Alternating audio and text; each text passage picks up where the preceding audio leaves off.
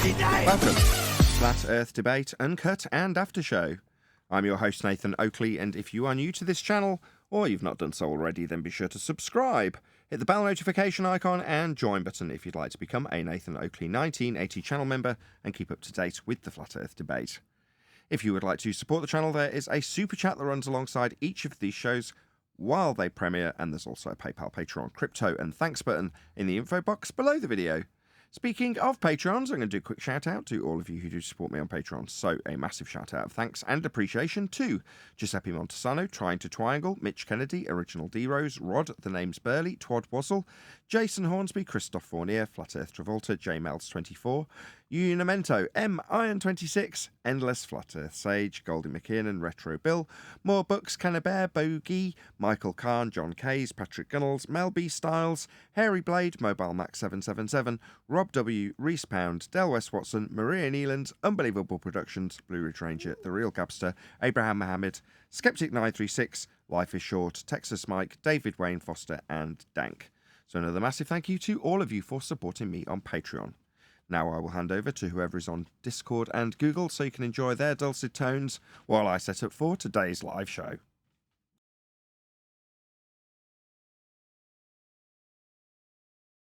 Morning. Good morning, Nathan. Morning. Good morning, D-Rose. Good morning, Tenth Man. Good morning, Righteous. It's just the opposite of the Waltons, or what? Good night. Well, do we have a video for you today? Oh, yeah. Oh, yeah. I think very apropos, especially with what Dell is pushing. Let me go ahead and post for you.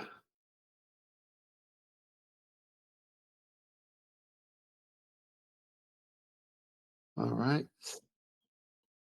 You can cue it up. Just sent.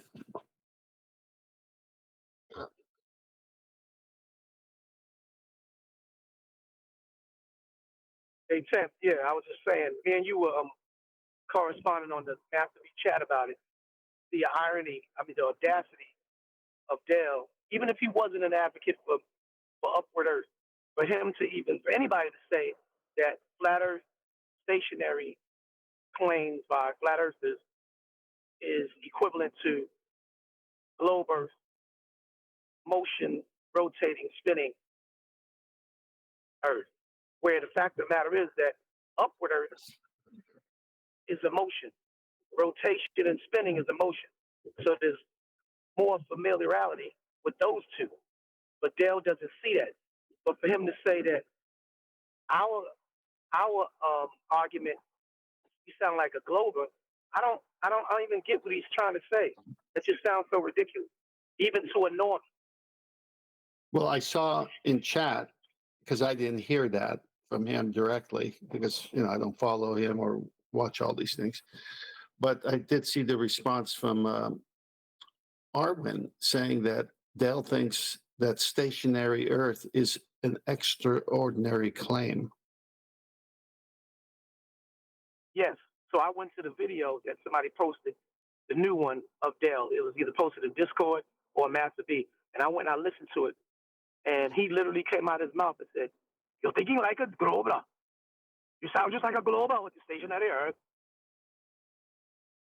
So, yeah, very, very interesting what we're seeing happen within different groups that initially all came out against the singular lie.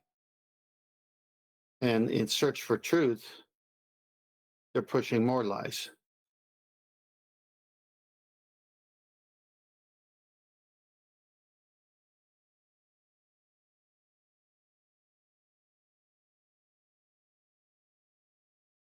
You know what I see the common denominator? Like I said before on the extended PC test, there's a grudge, a personal vendetta from these flat earthers against Nathan because of what Eddie Bravo said and because maybe other opinions of other renowned flat earthers or people who quest the flat earth. And I think people like, like who we've been dealing with, instead of them looking for the greater picture of trying to get the truth out there, they just want to prove Nathan to be this, uh, this stereotype. And I think that's what it is. That's the common issue. Well, that's definitely something observed, but I think it's even more than that. I think ego has a lot to do with it, and wanting to climb the ladder of importance on the subject, on the channels, whether YouTube or other methods of, delivery. So when Nathan criticizes a fallacy, and they are at the other end of the fallacy, because everything comes through the tongue, and the mouth reveals what they're thinking. When they say those things, and then Nathan and the panel say, "Well, let's look at let's look at the statement and let's vet it out. Does this work out? Is this somehow proven somehow, or is this more conjecture? Is this making up stuff? Is this observe and declare? I mean, what is this? I mean, if it's true, we're going to herald it and thank him for bringing it up." But it seems like in most, if not all of the cases, when we go to vet it so that we could either back it with them, because, they came up with it, and let's see if it holds water. Well, it doesn't. And they're mad that they're under the magnifying glass of inspection. Their words, their actions, how they're doing it, they don't like that. Well, then don't say stuff that can't stand the test. Because if you're going to say stuff that can stand the test, we're going to say, bravo, good job. Look what so-and-so said. We're back them 100%. So somehow they're looking at us as, enemies because we criticize something they can't prove. And that's such a bad looking from the outside attitude, because if they listen to the show, they would hear often how Brian and Refractive go at it, how you and, what I'm saying? We do that amongst each other. When I say something out of line, I'm checked. Nathan will go right into the thing and say, wait, hold on. You know what I'm saying? So if they heard the show, they would see that we're just constructive, critical people, period. We don't do it as a personal stab at you or jab at you. We try to make sure that we're always in accord with the truth. They don't understand that because they don't listen to the show. All they do is they listen to people's opinions about the show who may have been criticized and blasted, and they just carry their own opinion from there. And it's like you said, when they are criticized and put out on Front Street, they don't like that because they think it's a personal thing that we're going after them.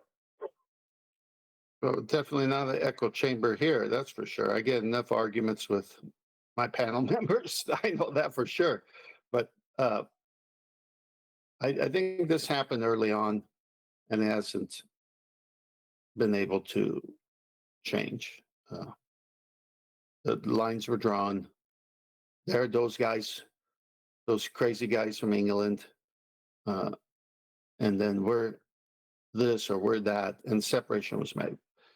So everyone's doing it that way. But it was interesting that David Weiss would entrust Nathan to protect his Bitcoin. To me, that said a lot, that he knew his Bitcoin was protected here. He didn't ask any of those people he was panel members or closest to protect his Bitcoin, because he knew they couldn't. That enough right there. Yep. Yeah, I heard you mention that too. So that stacks on the Eddie Bravo public props given. Yeah, and for them to have. And just on the smallest of matters, there is a scientific method. There isn't a scientific method. Science doesn't prove things. Science does prove things. We've got them recorded with their own voices, arguing with themselves about that and disagreeing with themselves. And yet they all band together against this side of the show, FED. So it's embarrassing for them because all you have to do is just play some of the recordings. They're the ones contradicting themselves. Yep. And any ingenuous, critical person that analyzes that would see the only thing that warrants that is in ego and personal vendetta for them to Yeah, have that unfortunately, attitude. unfortunately, that's the human trait that's at the base. And when you got nothing else, that's where everybody goes to. Those are the things we fight in ourselves, that we don't do that to people.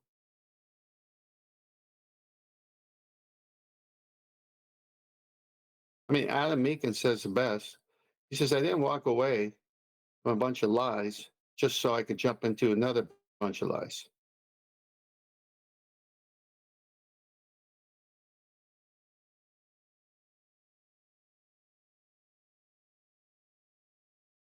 And then this attitude with the Jaren versus McBooger, amicable, calm, professional. What sense is all of that? Granted, that's a great way to go about it. But what's the sense of all of that? You're going to get a bunch of deception, lies, and confusion out of the whole lecture for the listening audience. You want my take on that? Yes, yes. Nathan's here, so he's going to say something. They're taking the weaknesses of Nathan, language and whatever, that he brings into debate, and they're using that. And they're going over there and saying, see, over here, we can do it civilly. This is the way you do it. And so they're attacking Nathan because the temper, the triggering, the language that gets used sometimes in the heat of debate.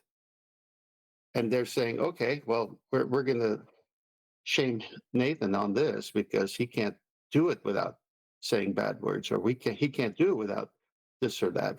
And he did this. And so that was an on purpose attempt to take anything that Nathan said wrong or with the wrong language or whatever, and to go and say, see, this is the way you do it.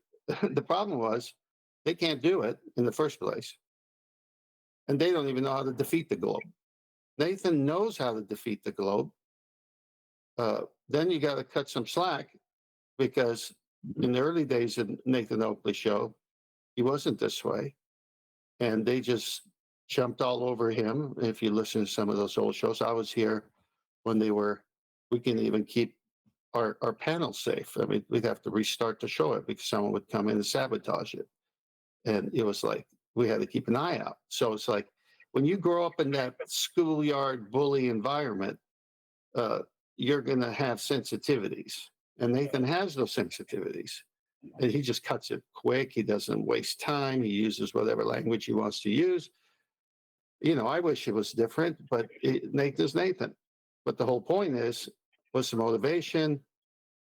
What's he really trying to do here? He's trying to stop a lie. He's trying to stop a fallacious reasoning. And, down the road, hopefully, the language will change and more people will watch the show and we can reach more people. Yep, spot on. And you know what it reminds me of? I love my metaphors. It reminds me of a parent wanting their child to be able to be the best athlete or dancer. And you have one coach who likes to whisper and speak kindly and always encourage the children even when they suck. And then you have that coach that may be a little bit more aggressive and assertive, but that child ends up being a professional athlete or professional dancer. Yeah, you can criticize the temperament, but who's the better coach? See? And like you said, it goes back to the personal vendetta and the spiteful, vindictive butt of the joke or butt of the criticism against Nathan because that's all they could do. So basically, they made a cake with cardboard, dirty tube socks, and salt, but they did it in a very meek, subtle, quiet, mannerable method, but they made a shitty cake. I'd rather have the great tasting cake that I paid for with the guy yelling, the chef yelling at his staff about the perfect ingredients. That's how I look at Well, there has to be a division for truth to stand because truth divides. And this is what's happening right now, irrespective of personalities. Who cares? I don't watch Jaron. I don't watch Whitsitt. I don't watch Dell. I don't watch any of these people. I only get stuff from you guys. I really don't care either. I know the arguments. I know what the globe claim is. And it's defeated within the argument itself. The premise can't hold.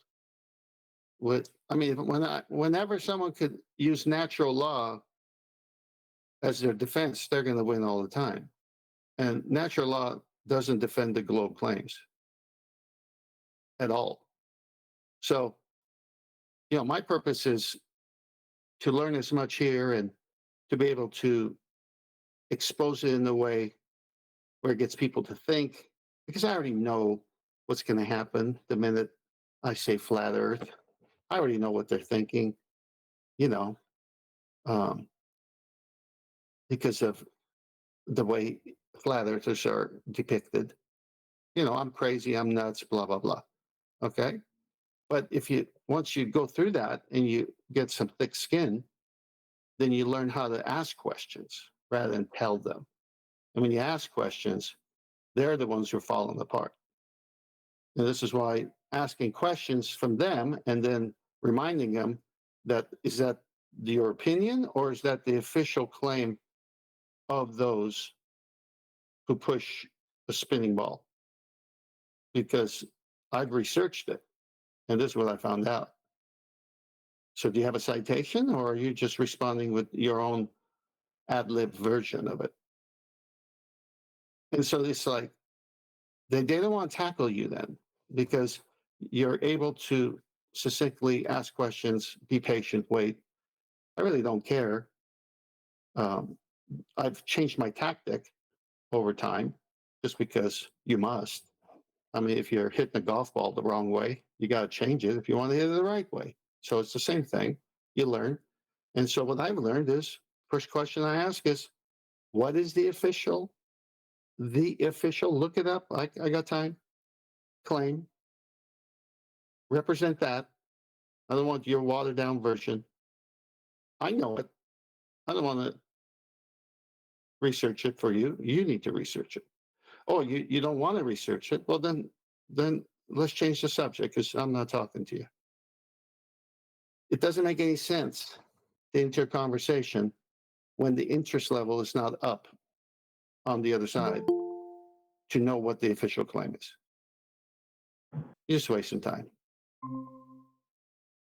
Yeah, and you have people who say emotionalism. People get too emotional. Well, there's one thing to be emotional, however, be thoroughly articulate and present some tight ass, irrefutable, truthful facts versus being emotional and just doing ad hominems with fallacious claims, like Dell did. And I went back and I listened to that whole thing, and the one that drew first blood actually was Dell calling Nathan when he kept on saying, just present your claim. The claim is you're a lying piece of shit, Nathan. That's the first thing he did. He drew the first blood when it came to the ad hominem. And Nathan most eloquently said, I'm not asking you for your ad hominem. I want your claim. So, contrary to a lot of people's stereotype of Nathan. Right. Well, usually it's the opposition that says something sarcastic or throws an ad hominem that triggers the whole thing. And then after that, it's out the gate. There's no retreating. Look, I was there. You're right. All that happened. People go to car races to see a crash, unfortunately. They go to a boxing match to see someone really get it. Okay. So no matter about the skill or the art form anymore. So they come to Nathan's show, and at that point, if it's just not a show, if it's not something that's broadcast where there's an audience, Nathan, I'm sure, would have reacted differently. Like if it's me out in the street with somebody, it's going to be okay. Well, have a good day. But when you have a claim, come back. That's about it. But when you're running a show, and that person is supposed to be someone like your equal on the same side of the argument, but doing this stuff, then all of a sudden it's like he got mad and he started saying things, and then so Nathan could do one of two things: what he did, or he could say, well, listen, Dell, once you have a claim, maybe you ought to go research it, write it down, come back. I'll stop whatever I'm doing and you can present your claim. But as at this point, we're done talking because you can't even make your claim. And then that's it. But that's not what happened. It went on and on and on. But again, it's not my show. It's not the way, I would run it, but it's the way Nathan runs it because Nathan's Nathan. And I love Nathan's fight for the truth. I look past all these things, because the truth is more important. Indeed. Sometimes I think some of these guests that come on here remind me of that one guy. I don't know his name, but he took on Wilder, the heavyweight boxer. Came into the gym while Wilder was working out. Started yapping. This guy's a YouTuber. And Wilder took his head off. I think they personally come inside just for the heat. I don't know what it is that motivates them, but they want that heat. They want that smoke. And they get it. They get an abundance of it. Yeah. There's various types of people for sure. Hey, Adam, good morning. Hi, guys. What up, Morning. Adam?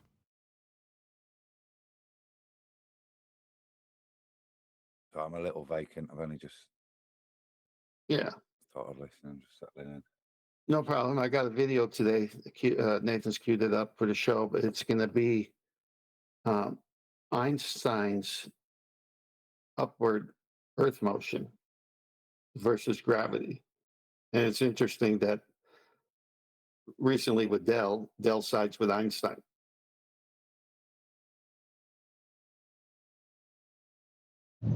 Oh, really? Mm-hmm. Wait till you get a load of downward falling Earth. Oh, Is there a downward falling Earth now? oh, yeah, it's coming. It's on its way. Don't worry about it. So we got upward moving Earth. We got a downward falling Earth. We got a rotating Earth. We got a orbiting Earth around the sun. We got all kinds of Earths.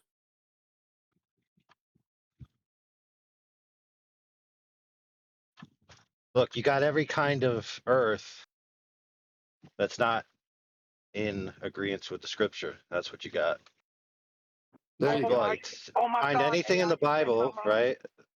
Find any claim about anything in the Bible, and just imagine anything opposite to it, and you will find it somewhere. So when the Bible says the Earth is stationary, it cannot be moved, I'm going to find all the opposites.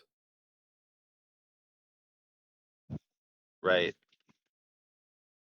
Or, for example, the Earth is set on pillars. No, it's a chandelier. AI, that was spot on. You came in, I swear, I kid you not, on my parents' honorable grave. I had that in my head.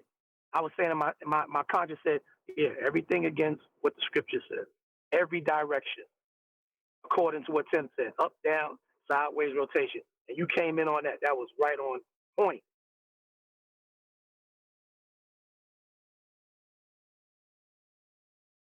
Indeed.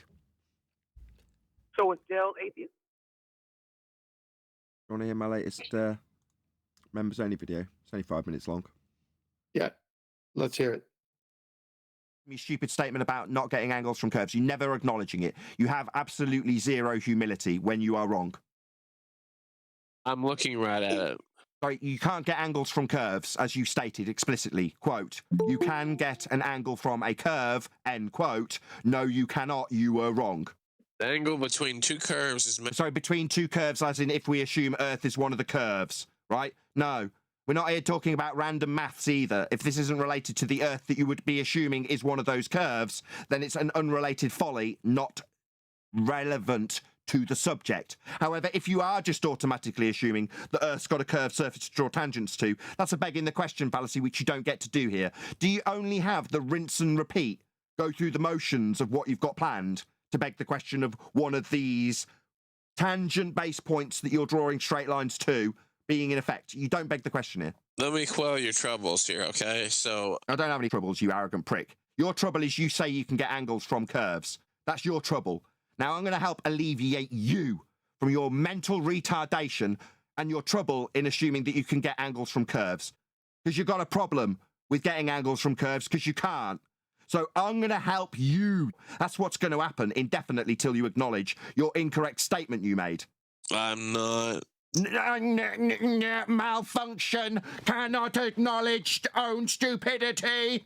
Oh, yes. But you're telling me you're going to help me with my trouble. You've got trouble with getting angles from curves. I'm going to help you with your trouble. And we're not going to move from my justified position, having corrected your dumbass on a statement you made. You're not going to branch off into some trouble you're going to say I've got. I haven't. The angle between two curves is... What, the one that's an assumed sphere Earth surface in the example that would be relevant to this, if you beg the question of a sphere Earth? Third time's a charm. Now, you're not going to get away with giving this example so that you can automatically assume that Earth has got a curved surface to draw tangents to when your statement in regards to acquiring elevation angle measurements from a curved surface, your statement was that you can get angles from a curve. And no, you cannot. But for the fact that you're going to beg the question that Earth definitely automatically has a curved surface that you will draw a tangent to, that you'll read out in your example. This is the third time you've tried this.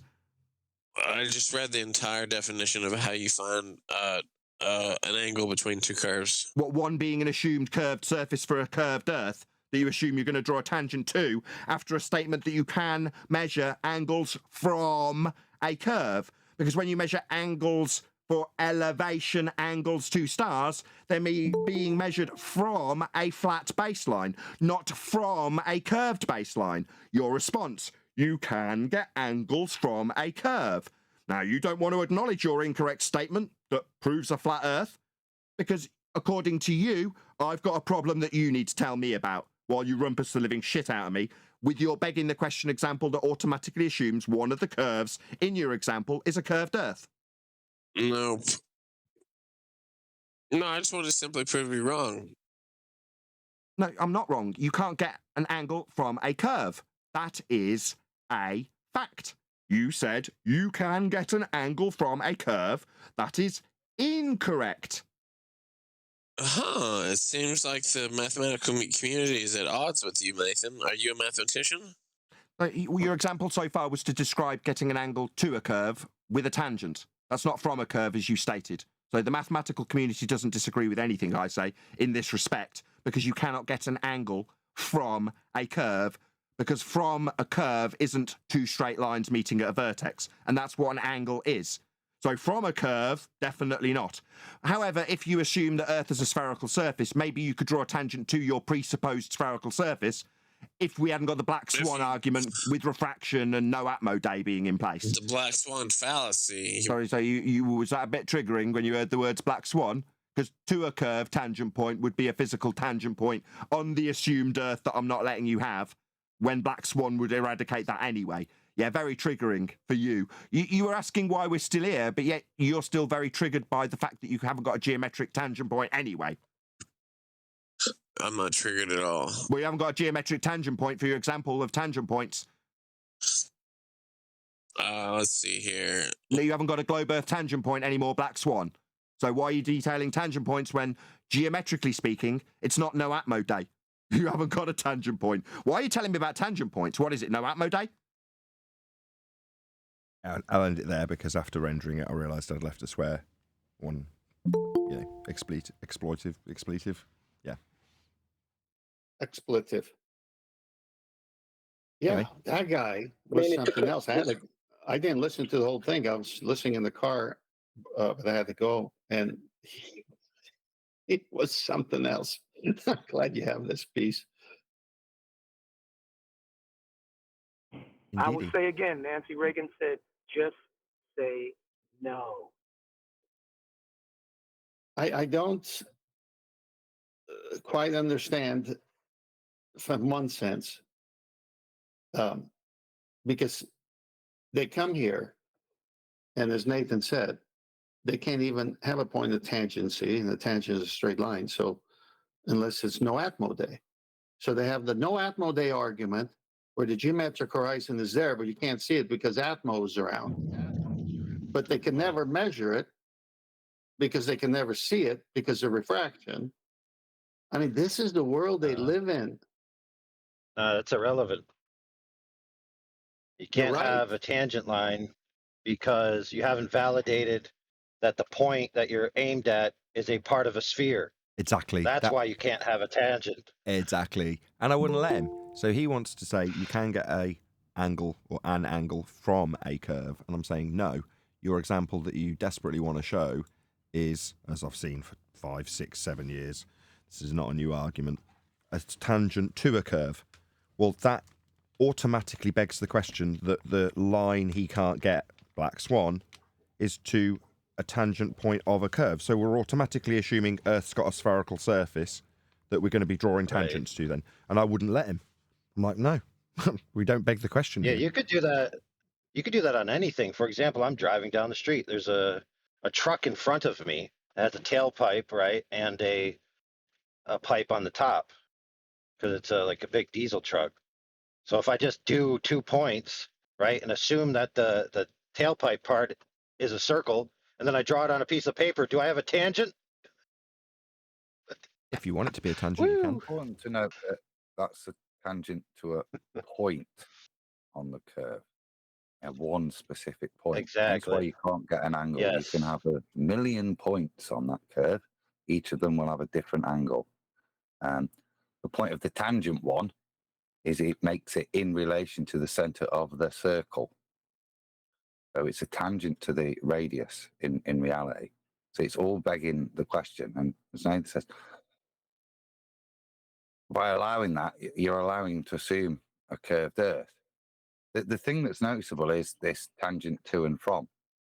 So even if you allow it to, that's not what they're trying to claim. They're trying to get a tangent from it, which is the nonsense. And so we're no longer even dealing in the nature of Earth. We're trying to undo their misrepresentation of geometry. Right. Well, that's the point. As long as sorry. No, go ahead. I was just saying, I mean, you can get an elevation angle from a curve as long as the curve is a straight horizontal line, maybe. You can't get an angle from it. You can get it to a point on the curve. To a point. Yeah? On the curve. And that point is a straight line between that point and the center of the circle. Then you got a straight line there, and that's what your tangent to that point is. It's the 90 degrees to the radius at the point on the circumference. But you see where the angle comes from. It doesn't come from the curve. It comes from the radius you've drawn to the curve. Yeah, Exactly. and Which means you've got to have a sphere in this example. It could be a circle, but in this example it's a sphere. And you've got to have a radius to declare that you're measuring a point of tangency. And Adam's absolutely correct. In regards to what is actually drawn out, it's a straight line to a point, and that point is in reference to the 90 at the radius of the sphere he's assuming. I just don't let them. So the trouble with that is when I refuse to let it get there, you never get to hear the Black Swan argument. But the Black Swan argument is based on the pretense that we are on a sphere. It assumes their outcome for them. Hence, it's very difficult for me to actually weasel that into a discussion when I'm like, what's that? we've got a straight line to a automatically assumed to be spherical surface of a globe Earth. No, we're not doing that. We don't do that here. So where we're going to get to black swan if we haven't already assumed it. I can't remember how it got worked into that discussion particularly, but it did. Well, that's one side of the argument. The other side you've mentioned already, and everyone knows it, is it's impossible to get an elevation angle from a curved surface. So to a curve, from a curve, two different ways to show the fallacious reasoning they have. One, they have to assume you're on the globe, and the other one is you can never make it happen on the globe. Yeah, and one has got a practically applied, useful way of navigating attached to it. That would be acquisition of an angle off a flat baseline. That's a flat Earth prerequisite. You've got to have a flat Earth to do it. And when they say, the only reason we're having the argument in this regard is because in order to do celestial navigation, you've got to measure that angle off a flat Earth. Now, based on the fact that they haven't got a flat Earth to measure this angle from, and that's how it's done, they have to start making assertions that they can get an angle from a curve, which they can't. So that is where we're at in this discussion. Yep. That's Okay, where we're going so- to stay too, it seems. Yeah. So when they're doing this out in practicality, where is the tangent existing? There isn't Because one. there is a tangent when they do this. No, there is one. There certainly is one. Where is it? You talk about a line of position. No, I'm talking about the tangent. Plane? Are you They talking have a about tangent. the horizontal Listen, when they at do eye this, level? when they do this, there certainly is a tangent. Where is it? It's a trick question. At the horizon? Go on. Where's the tangent? Where they're standing. Wrong. The correct answer is on the piece of paper sitting in front of them. Because they take this, they take a line, they take a circle, right? They assume this circle has a radius, right? They assume that the point of vertex is the observation point. They put that on the circle. Then they draw their line and intersect the circle at one point.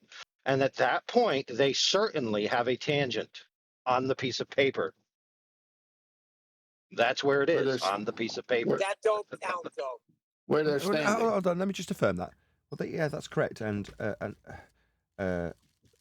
learned globe believer would also declare that. So, for example, when Rumpus declared the geometric horizon only exists in the maths, well, the geometric horizon has two other ways you can describe it. One is Earth curve. The other is the point of tangency. Now, yesterday with 50, he didn't realise that. So while he's arguing about how you can get a tangent to a sphere that he's going to assume the Earth is, I'm asking, where do you see that? When are we seeing that? Just to test whether or not he actually realises that that point of tangency is his Earth curve. But when he starts saying, oh, I'll have to make some inquiries, I'll have to look into it. It's like, oh, so gone are the days now that we've pointed out that this geometric point of tangency that doesn't exist and can't be seen and only exists in the maths is being asked for.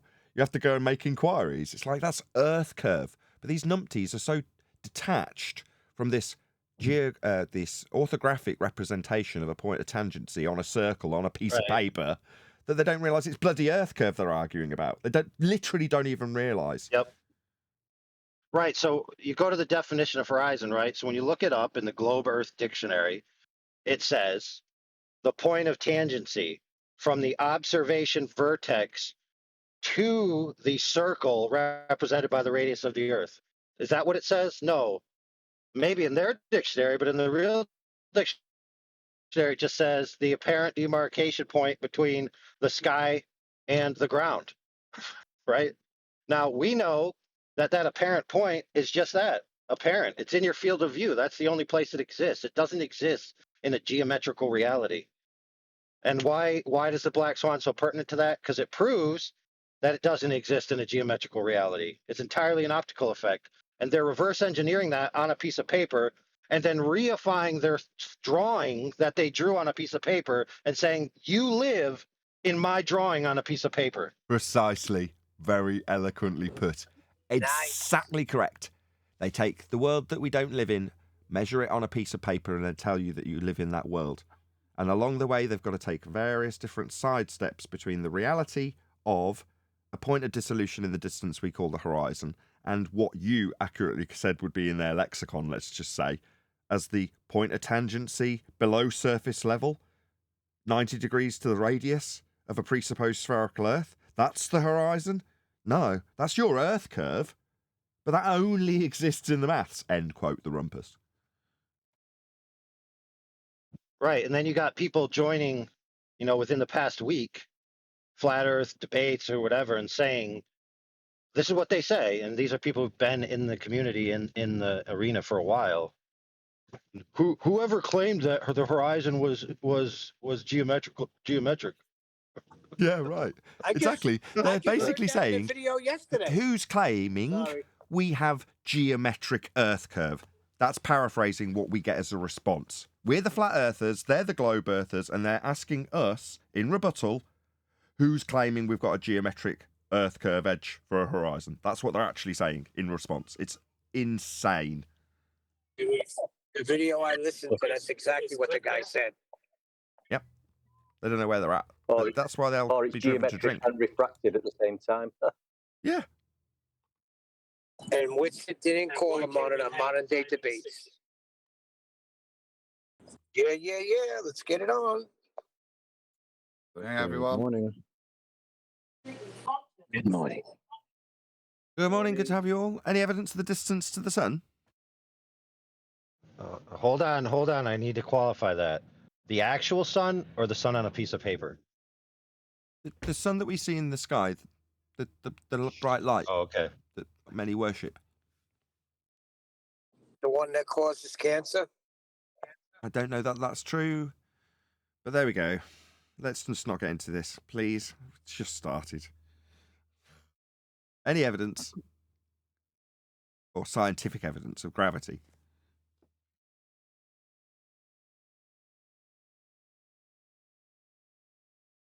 What's that? gravity?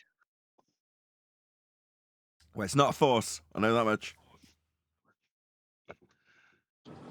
According to Whitson, you could have the same effects with electrostatics. What You effects? could make orbits and everything. Hold on. According to Whitsitt, you can have the same effects. What effects are they?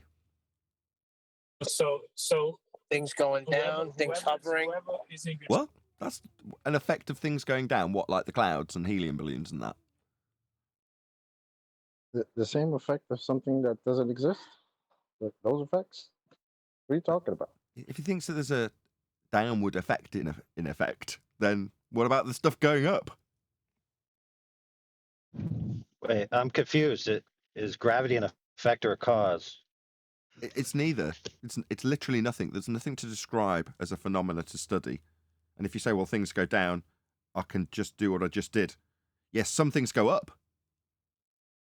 So why are you explaining the His down when you've also got the His up? answer to gravity is electrostatics. But what's gravity? When you say things tend towards the ground, no, they don't. What about the clouds and the helium balloons? Maybe somebody needs to invent a new word. Because if you just say gravity is things going down, but things go down and up, then you need a new word for things going up. Hold on a second. Perhaps The new boy anti-gravity? is causing audio chaos. D-Rose, you can't sit off mute. D-Rose. I'm trying to get your attention because Well, you don't do it like that. He's waiting. Don't do it like that. Just wait.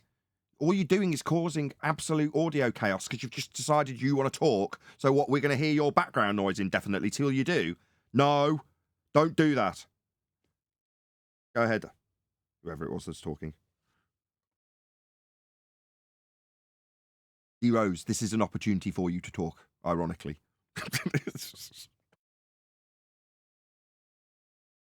Arwen is asking me through Master B to please let someone know, let him in. He's waiting for permission to enter. Okie dokie, I'll let him in now. He wrote, WTF is this? Okay, you're helping me with my admin, thank you. See, Nathan, you jumped the gun and the guy's just trying to help I've out. got a massive headache, I'm on a short fuse, get lost. I got thick skin, I can take it. I got thick skin, I can take it. So, Hello, causing commotion already, are we? we're not causing Hey, man, we just gravity. proved what we were talking.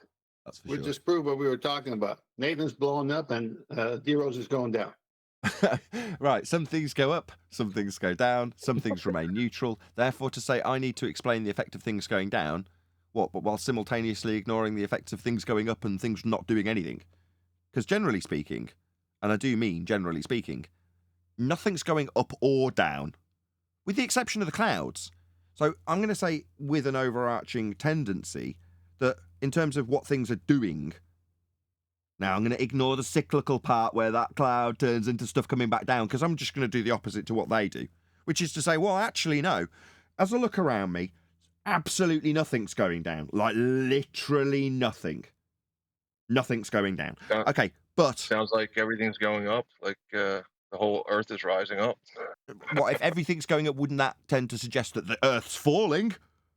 Because of everything going away from the Earth that's falling? With the tendency of the clouds to go up and all that? No, it doesn't. It ignores the fact that some things do go down, like the rain. Yeah? That's what it does. So you can ignore the fact that some things go up and say that the Earth's falling by ignoring all the things that do go down or remain neutral. But I'm not going to do that. It's absurd. And for me to take that stance means I now have an utterly absurd, totally outrageous claim that the Earth's falling. Now, does it matter if I convolute that with Earth's falling at a continual rate or an accelerating rate? No, it doesn't make any difference. It's still utterly absurd for me to say that simply based on the fact that I can see things literally going up all day long, clouds, therefore the bloody ground beneath my feet's falling away with me attached to it. Utterly absurd. Yeah. Can you guys excuse me for a minute? I got to go back in time and predict that this is going to happen. All right, I'll be back in a couple seconds. I'd already done it. So I did this 2-3 weeks ago, actually, AI. The same absurd stance. That's what ends up happening. You're describing when somebody's trying to figure out this gravity, they end up coming to the conclusion that everything's rising up. Therefore, we must be in free fall as a whole. Yep. You just move the scale, right? So if neutrality is found at 0, everybody would say that's perfectly reasonable. Would anybody object if I say, when I say bugger all's happening, nothing's going down or up as I sit in this room? Would everybody agree that I can ascribe a 0 to that neutral? So you have the extraordinary claim of a stationary Earth? Yeah, Nathan, are you claiming stationary? Nobody's answering me. I'll try one more time. Describe 0. So if I say neutrality is 0, that's reasonable by everybody? Anybody disagree that that's reasonable? No. Except for the gas in the room that sorry, you're in. Nobody's disagreeing. Claim, Hold on. right? Somebody else has obviously got a really important point to make through the top of this one. Go ahead, all of you, at once. Are you claiming stationarity? Don't need quips. I'm making a bloody example reel. Point. Go on. That sounds like Adam's actually got something to say. Go ahead. When you say all things would be 0, that's not what I said. Assume... No, that's not what I said. Okay, generally speaking, generally in my general vicinity, things aren't moving up or down, and I'm going to call that specific scenario experience now 0, neutral. When we're discussing solids and liquids, I assume it's just those 2 specific phases, not No. the I'm going to say that in regards to everything. In my room, all of the gases, everything is just generally neutral. I would have a different definition of neutral for solids and liquids than I would gases. Bastard. So you're saying it'd be relative then? Relative to the phase state, yeah. And relative to the medium around whatever it is we're describing and its phase also. So there's 2 different phases of the density of the item or the phase it's in, and the same for the medium, correct? Yeah. I didn't want to go there yet. Happy with a word of equilibrium. You're ruining my oversimplification, though. Sorry. My oversimplification is for example's sake. But there we go. I mean, you are correct, Adam. Let's not be taking away from the overarching point, which is yours and far more important than my example. Shout out to Godzilla before I do anything else. Thank you very much for the super chat. He says, I haven't shouted out chocolate in a while. Just saying. Very good. Thank you for the super chat. Let me give you the word equilibrium. Just let me make the end of my point. I've only got about 20 seconds. Right. So if... get to the conclusion that I'd got to previously.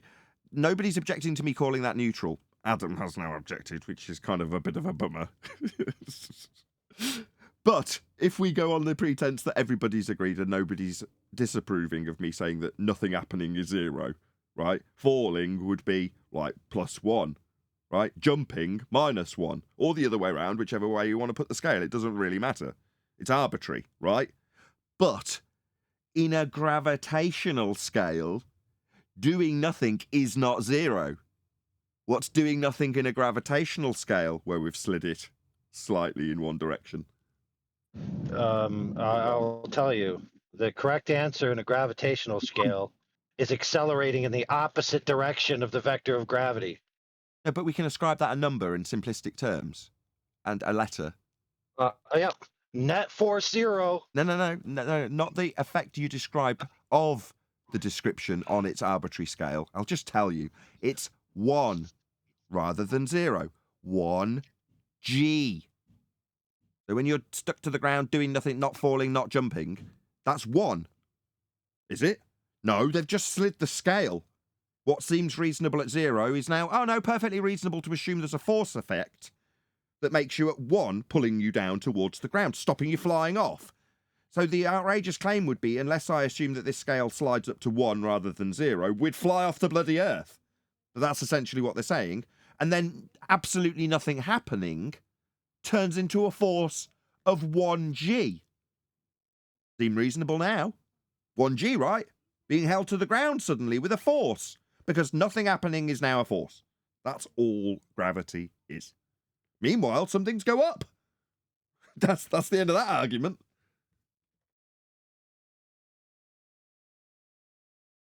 Oakley dokley. Any single viable hypothesis from any of the fields of astronomy, cosmology, or astrophysics? Hang on, I didn't get to say my piece on the previous one. So, since we're in a closed system, and we have the cycles, how do we describe that? Some things go down, some things go up, and some things stay neutral, right? Cycle. Because we're in a closed system. Just a cycle. Yeah, but in a closed system, that can happen. In an open system, which is NASA's viewpoint, and the Glober's viewpoint, where you got the vacuum of space right next to gas pressure that violates natural law, all that gas pressure would go into the available vacuum right next to it if it's an open system, and we'd all be dead, right? Yeah, but it's much quicker to describe. I mean, if you describe what we actually experience in a closed system, where you can have gas going up, condensing into the water that comes back down, making puddles, being heated up by the sun, going back up again. Well, that's quite a long-winded explanation. Now, in the heliocentric model, that system would be simply described as gas goes up.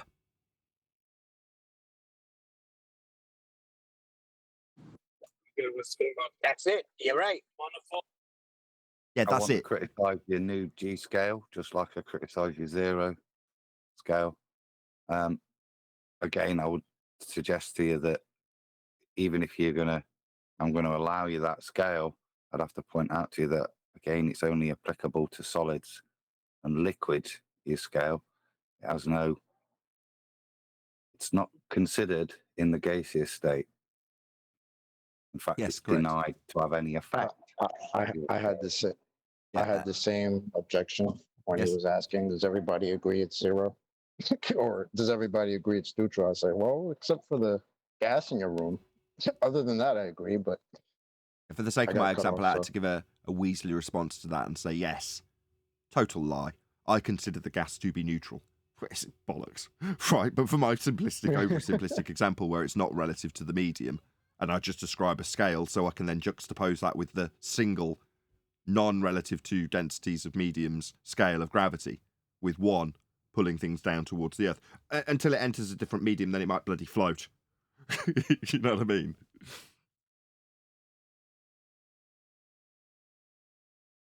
Anywho, let's get on with the G scale is supposed to be pulling everything towards a center point. It's only when it's a solid or a liquid. It accepted it doesn't do it. Mass doesn't attract mass. Mass doesn't fall down a bending of space-time if it's in a gaseous state. Hey, gas don't go down, go boom boom, go splash splash. Just No. gas. That's all it does.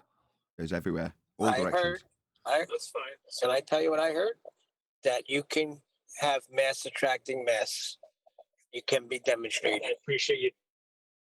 Right. So the giant mass of Earth is attracting all those clouds, is it? Yeah. We've got about 56 people watching, which is wonderful, as we haven't been long going. 15 minutes or so. So please share the show. The only reason there's 50 people watching, or 50 or more people watching, is because there's been people regularly watching the show that share all the time. So really appreciate all of you who have smashed the share button. That's why we've got over 50 people watching. It'd be great to get to 100. So if you've just joined us, thank you very much for doing so. You've probably come from a link that someone else shared. Please do the same and share the show so that we get 100 people watching. Go ahead. Hang on, Nathan. What that thing that Neil just said. I have never seen a larger object attract a smaller object in nature. Yes, electrostatics. Can you show it to me? Said 320. That's what's it said. I'm just Neil, are you what he said. obsessed Hold with on, this hold on. crap or what? But On the the cause phone. of that, hold on. When you say, yeah, but I've seen electrostatics do that. What, as in the causal influencer would be the electrostatic forces then? So you've already got the cause established. But what, it's then going to become a mass attracting mass, all things attracted to the Earth bias down when the causal attribution has already been ascribed in the title. Electrostatic forces then, Neil? I Opposite that's what he charge said. is attracting has already been defined as the cause, not mass. Opposite charge. Yeah, but I see a magnet do the same thing, but that's not gravity. Yeah, magnetic charge. forces.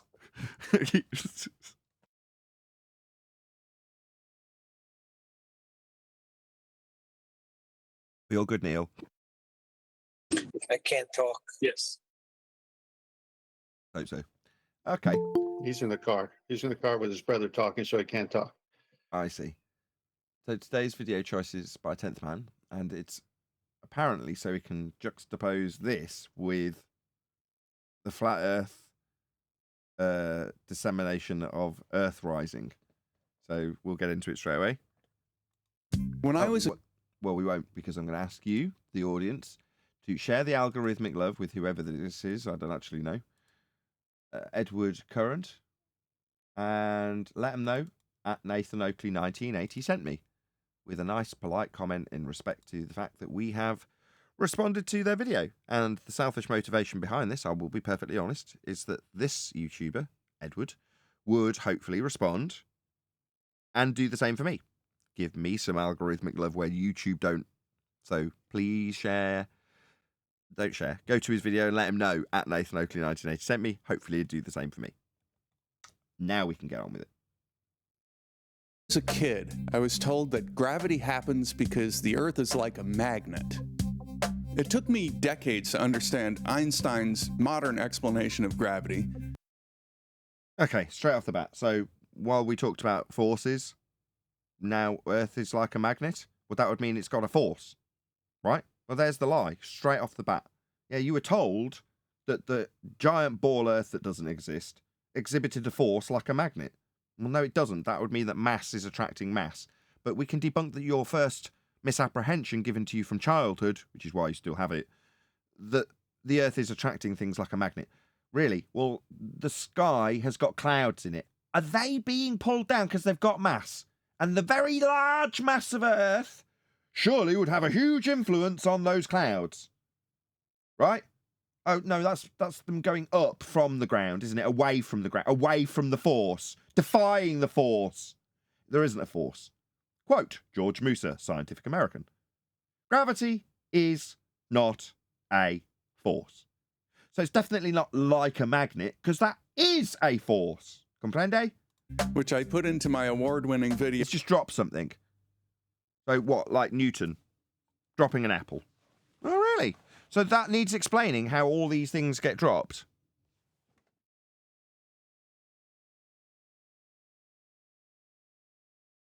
Steps away from mic for visual gag.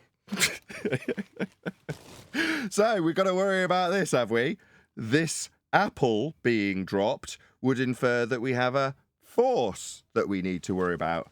Yeah, you see, there's only one problem with that. It infers that all things tend towards the ground, when in reality, they don't. Some things go up. How gravity makes things fall. But people still... So, did my helium balloon just fall? It didn't look like it fell to me. See, that undoes your argument. That's the end of it. Some things don't go down. So explaining the force of down is irrelevant when things aren't doing that. Generally speaking, nothing's doing anything. Now, I had to go and retrieve that balloon from the ceiling. You know, it's just stuck there the whole time. Was gravity just overcome by a little bit of Teflon and a bit of helium? No, it wasn't. No, definitely not. Or foil or whatever it is it's made of. No, just things aren't tending towards the ground unless you pick them up and drop them. We'll ask where the force of gravity comes from. There isn't one. Quote George Musa.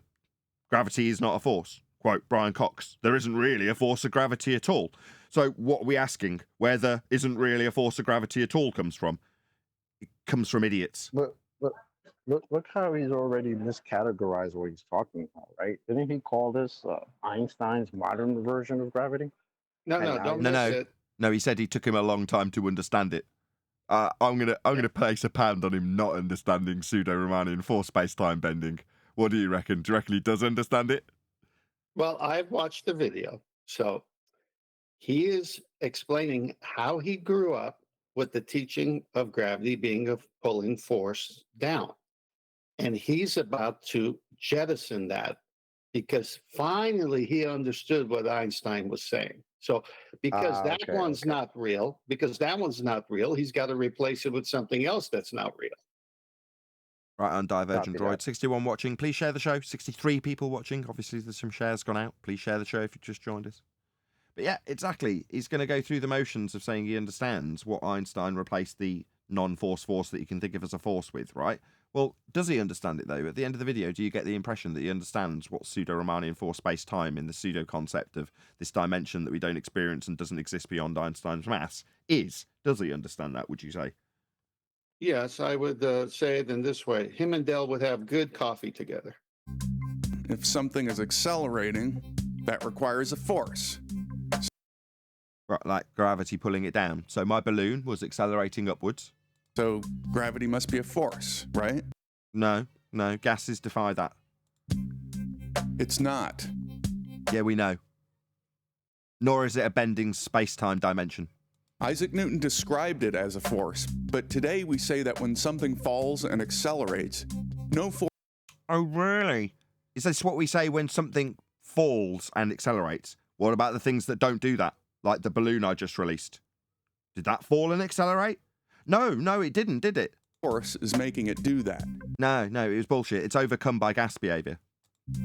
Even more counterintuitive, the acceleration of gravity is actually upward. No, there is no gravity. It isn't a force, and it's not pushing anything or in any direction. Neutrality could be described as zero if you ignore the medium that would make the directionality specific. It's not downward. Not any direction. Down is relative. In this case, relative to a medium. First, consider a situation where there is no gravity. I don't have to have any considerations to do that. None is required. So when you say consider a situation where what? Rather than me saying there is 1g when I sit here doing nothing, it's 0. Okay? It's 0. Nothing's changed. Absolutely sod all. Oh, right, but in your mind, the scale moves back the other way, does it? So instead of being 1g, it's 0g, which you think's falling around in an orbital motion. Yeah, because you're an idiot programmed with 0g being falling. Things move about freely with... Do they? What, when we don't have a non-force of pseudo-bent space-time, things move around freely? That's an outrageous claim that you'd have to demonstrate for me to swallow any little bit of that. But in your mind, sliding the scale from 1g to 0 means things now fly around freely. So, but for your pseudo-force space-time bending, things would fly around like Superman? No, they would not. No, this arbitrary description of a pseudo-dimension bending has absolutely no effect on anything. So taking it away won't make things fly around. No forces being applied to them. Nathan, There wasn't any anyway. Go ahead. Yeah, back a little bit. Not that you have to go back, but he said Isaac Newton, excuse me, said, no, I have a quote in Master D if you want to put it up. Isaac Newton never said it was C.V. Boyce and Jean Michel, I believe, right?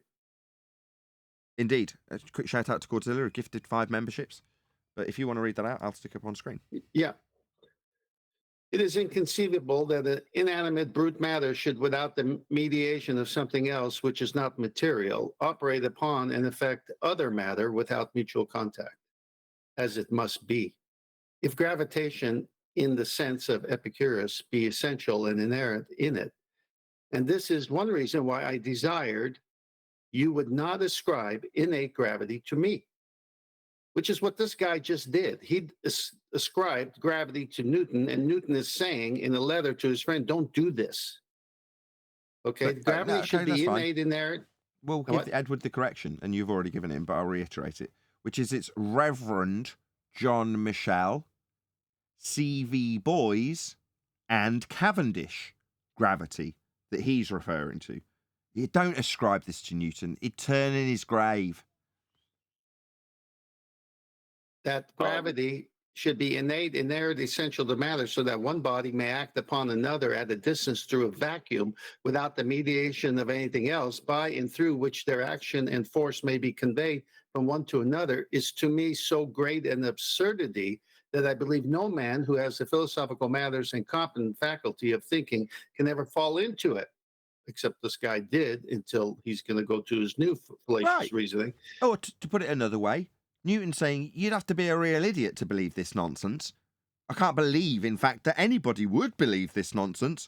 This guy we're covering now absolutely believed this nonsense. Why? Well, because his school teacher told it to him. Therefore, it had to be believed. Right? Then he later found out, oh, it's not a force like a magnet. Did he go and berate the teacher for lying to him with incorrect misinformation and disinformation about the world he lived in? No, he made a little YouTube video about his own bloody ignorance, didn't he? Gravity must be caused by an agent acting constantly according to certain laws, but whether this agent be material or immaterial, I have left open to the consideration of my readers. End quote. That's Newton. Those are Newton's words. I like the way you said it better, Nathan. Go ahead, John. I was going to say, well, if gravity doesn't exist, we'd experience things moving freely and randomly in all directions. That's entropy. So we experience entropy, therefore gravity does not exist? Right, you can Is that spin what it you on just its head. Yes, you can. So if we're experiencing the arrow of time and decay, yeah, things flowing towards time, death, if you will, then we don't have a force in effect, because in his mind, without gravity, that's what we experience. Yeah, we do experience things flowing towards their destiny and decaying as they do. In physics, Yeah, that this was kind his of admittance, I would think. That was, gravity doesn't exist. Just plain and simple. Nah, what I think I'm right. It's never that they're never that deep and complicated, these globe believers. He just thinks things would fly around if we didn't have a force holding us down. That's what he's actually saying. emotion is called inertial. Things are moving or not moving by way of their own inertia only. If we're observing something while we ourselves are moving about inertially, we say that we are in an inertial frame of reference. Objects moving inertially, as measured in an inertial reference frame, travel at a constant velocity. Nothing is accelerating. This is captured in Newton's first law of motion. The laws of motion of Newton were not right. There's no way to define what's moving and what isn't. All motion is relative. And if we want to say that an object is at rest, we have to specify that it's at rest relative to some reference frame. As opposed to the medium. Measured against a different reference frame, rather than the medium, that same object might be moving. There's no such thing as absolute motion or absolute rest. But now suppose that we fire up an engine and begin to accelerate in one direction. from inside our spaceship, now things have changed. We can tell that we're no longer in an inertial reference frame. Can we? See, an inertial reference frame's merely a mathematical convention describing something, but you're saying that we can reify that mathematical convention and say that we now know we're not in it. No, you just accelerate in a rocket. If we release an object, it begins to move as if a force is acting on it. It accelerates. But no such force actually exists. What if you dropped a helium balloon in this contained system? Would it still do the same thing? The object is just floating freely, and the spaceship is speeding up around it. Really? So if I released a gas into the area, it would tend towards the rockets tending away from the ground? No, it would just expand in all directions, every vector. Yeah? So you're saying relative to the rocket's acceleration, yeah, this way with an arrow, just in case we didn't understand which way the rocket's going. What about gases? They expand in all directions, all vectors. So that kind of craps all over this, really, doesn't it? This description of reference frames and how things will move relative to them. But you're taking something that's conventional, a mathematical description, and working outside of that description that should only be used within the maths. Quick shout out to Unisox Femo. There is no possibility to be stationary. Wow. Yeah, exactly. The ship's walls are now constituted. Demonstration, mate. He's had to go to space, hasn't he? Yep. Yeah, to make his demonstration. He can't do this on the Earth because it just drops, doesn't it? Whether he knows where he is, whether he's locked himself in a box or not, he just drops the apple, yeah? Or let's go the helium balloon. It does the same thing each time. There is no change. The only way he's trying to invoke this thought thought experiment. This example, this thought example is to take you into the imaginary medium of space.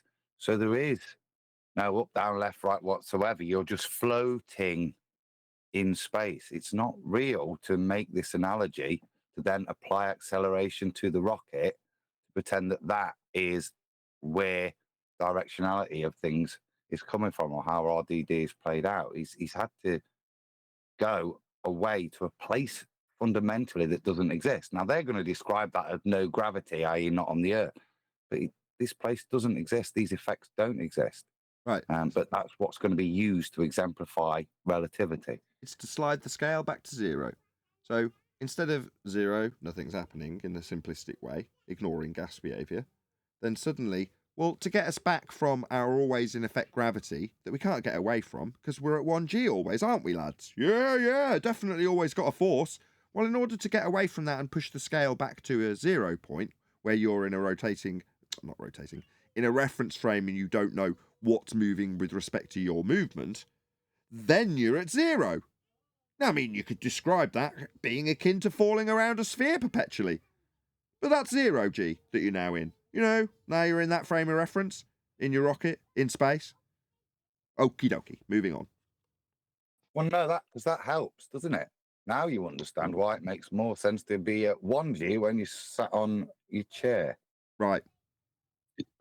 Yeah, it's Nathan, it's justifying the sliding of the scale. That's all it is. Go ahead, AI. No, it's Sasha. Go ahead, Sasha.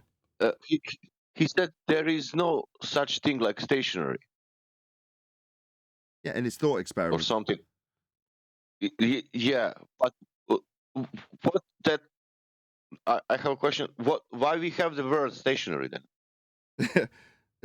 I was just thinking that. You're not thinking in an Einsteinian fourth dimensional way there, Sasha. That's your problem. Okay. Constituting an accelerated or non-inertial reference frame.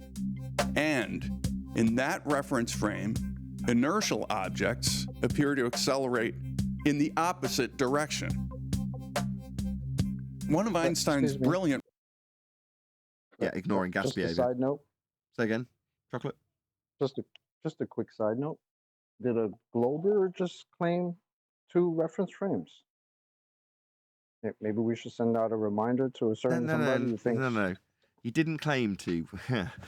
What he did was he described what an inertial reference frame would be. So you're watching something and the movement is in apparent terms through the inertial reference frame. So the ball in his diagram moves, and he's saying, well, you don't know whether or not you're moving. It's relative to the reference frame that you're describing. That would be the inertial reference frame that, in his example, the ball's moving through. But he's only doing that so he can then go on to describe you being in a non-inertial reference frame.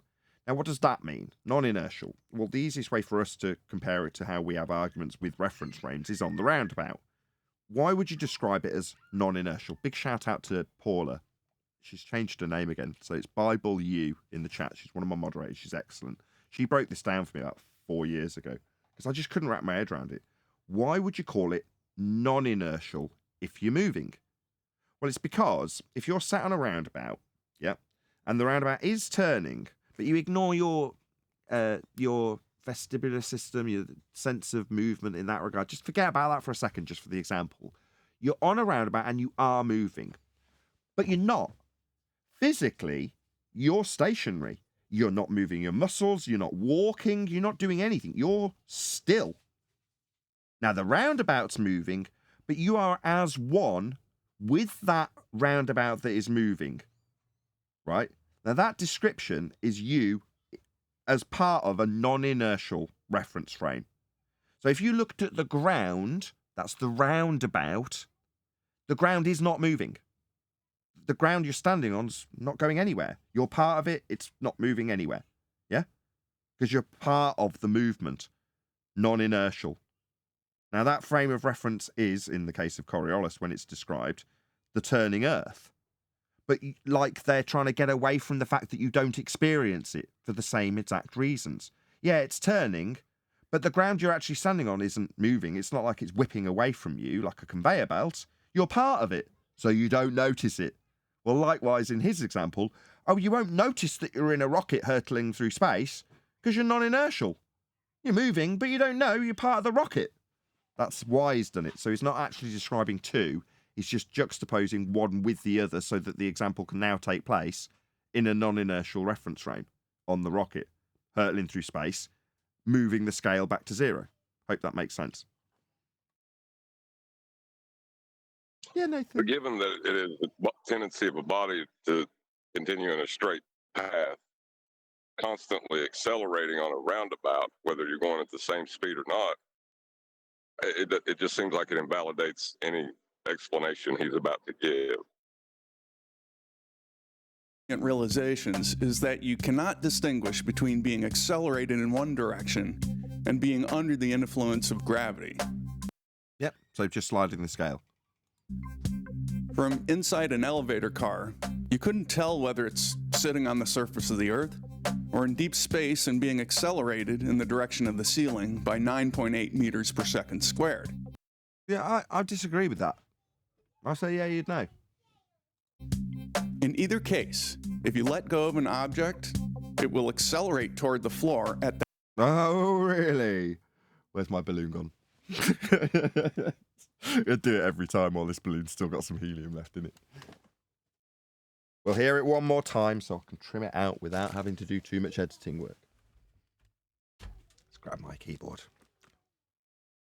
In the direction of the ceiling by 9.8 meters per second squared. In either case, if you let go of an object, it will accelerate toward the floor at that same rate.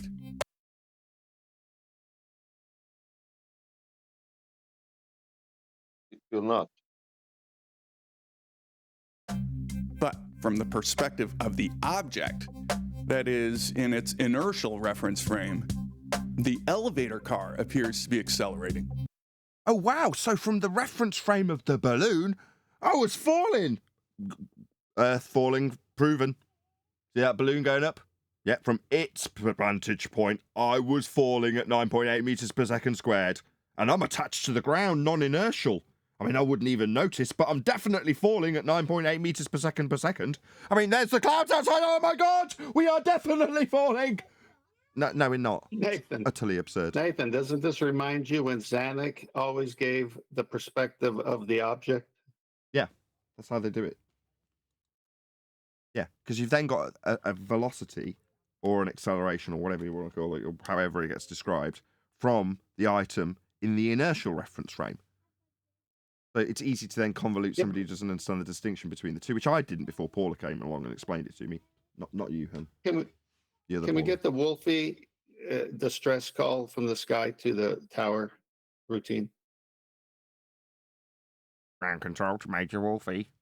We have a clown in a plane, and we have a man watching him from a non-inertial turning roundabout. Please make micro adjustments immediately. Ceiling word. Einstein realized that rather than gravity being a force acting at a distance that accelerates freely moving objects downward, we have to say that instead, gravity puts us in a non-inertial accelerated reference frame. And we have to say that the surface is what's being accelerated upward. I see. So Nathan Oakley, by contrast, says all things are tending upwards, and therefore we must assume, as this helium balloon goes up, that the ground is falling away at 9.8 meters per second. It's the only reasonable conclusion any reasonable man would come to. Obviously.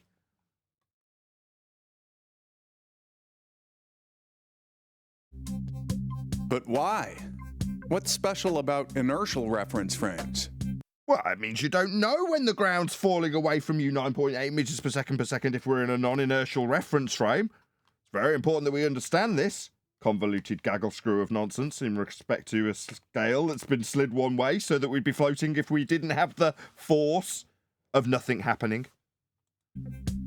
It's because inertial reference frames are where the laws of mechanics take their simplest form. No external influences need to be taken into account. When you say laws of mechanics, laws are merely descriptions of things that are actually occurring. This is a thought experiment. No law's going to apply to this because a law describes things that occur always. No, what's going to happen next is we're going to move into a pseudo-geometry, work outside the convention, so we can reify it into our existence, so we can have a scale of 1 when sod all is happening.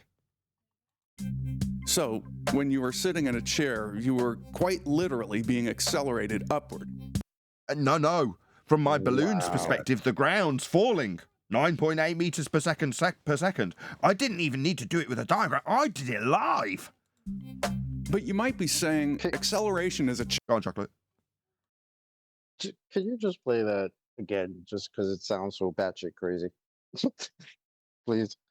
Frames. It's because inertial reference frames are where the laws of mechanics take their simplest form. No external influences need to be taken into account. So, when you were sitting in a chair, you were quite literally being accelerated upward. But you might be saying acceleration is a change in velocity, and we aren't speeding up.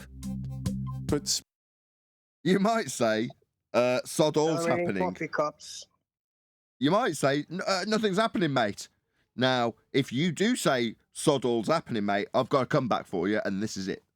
Go on, Neil. Did he kind of just say, you might say what I just said was batshit crazy? Yeah. I just told you while sitting in a chair, you're accelerating upwards, but that's not what's happening. Yeah, I might tell you. Accelerating coffee cup. R.C. Meisty? Yes, R.C. Meisty. But you're saying you might... Go on, Adam. Let me go back again to his two mechanical examples, because he's had to invoke this thought experiment going into space to say where the mechanical laws are at their simplest. So in his viewpoint, they don't ever exist in reality. Except, of course, they do, because what he does show you is an elastic collision in his little diagram.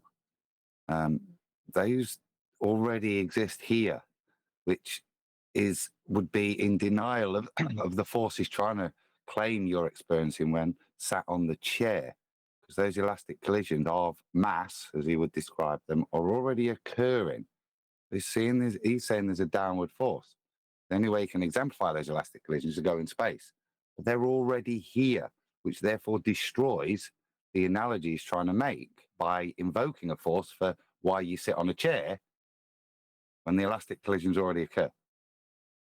Speeding up along a straight line is only the most familiar form of acceleration.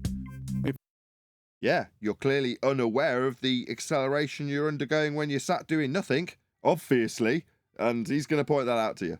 If you swing a ball in a circular manner, you're constantly accelerating it toward the center of the circle, even if it isn't speeding up or going anywhere in particular. If you let go, the ball gets flung off, and it begins traveling inertially. When you remove that real force, the ball goes from being accelerated to moving inertially.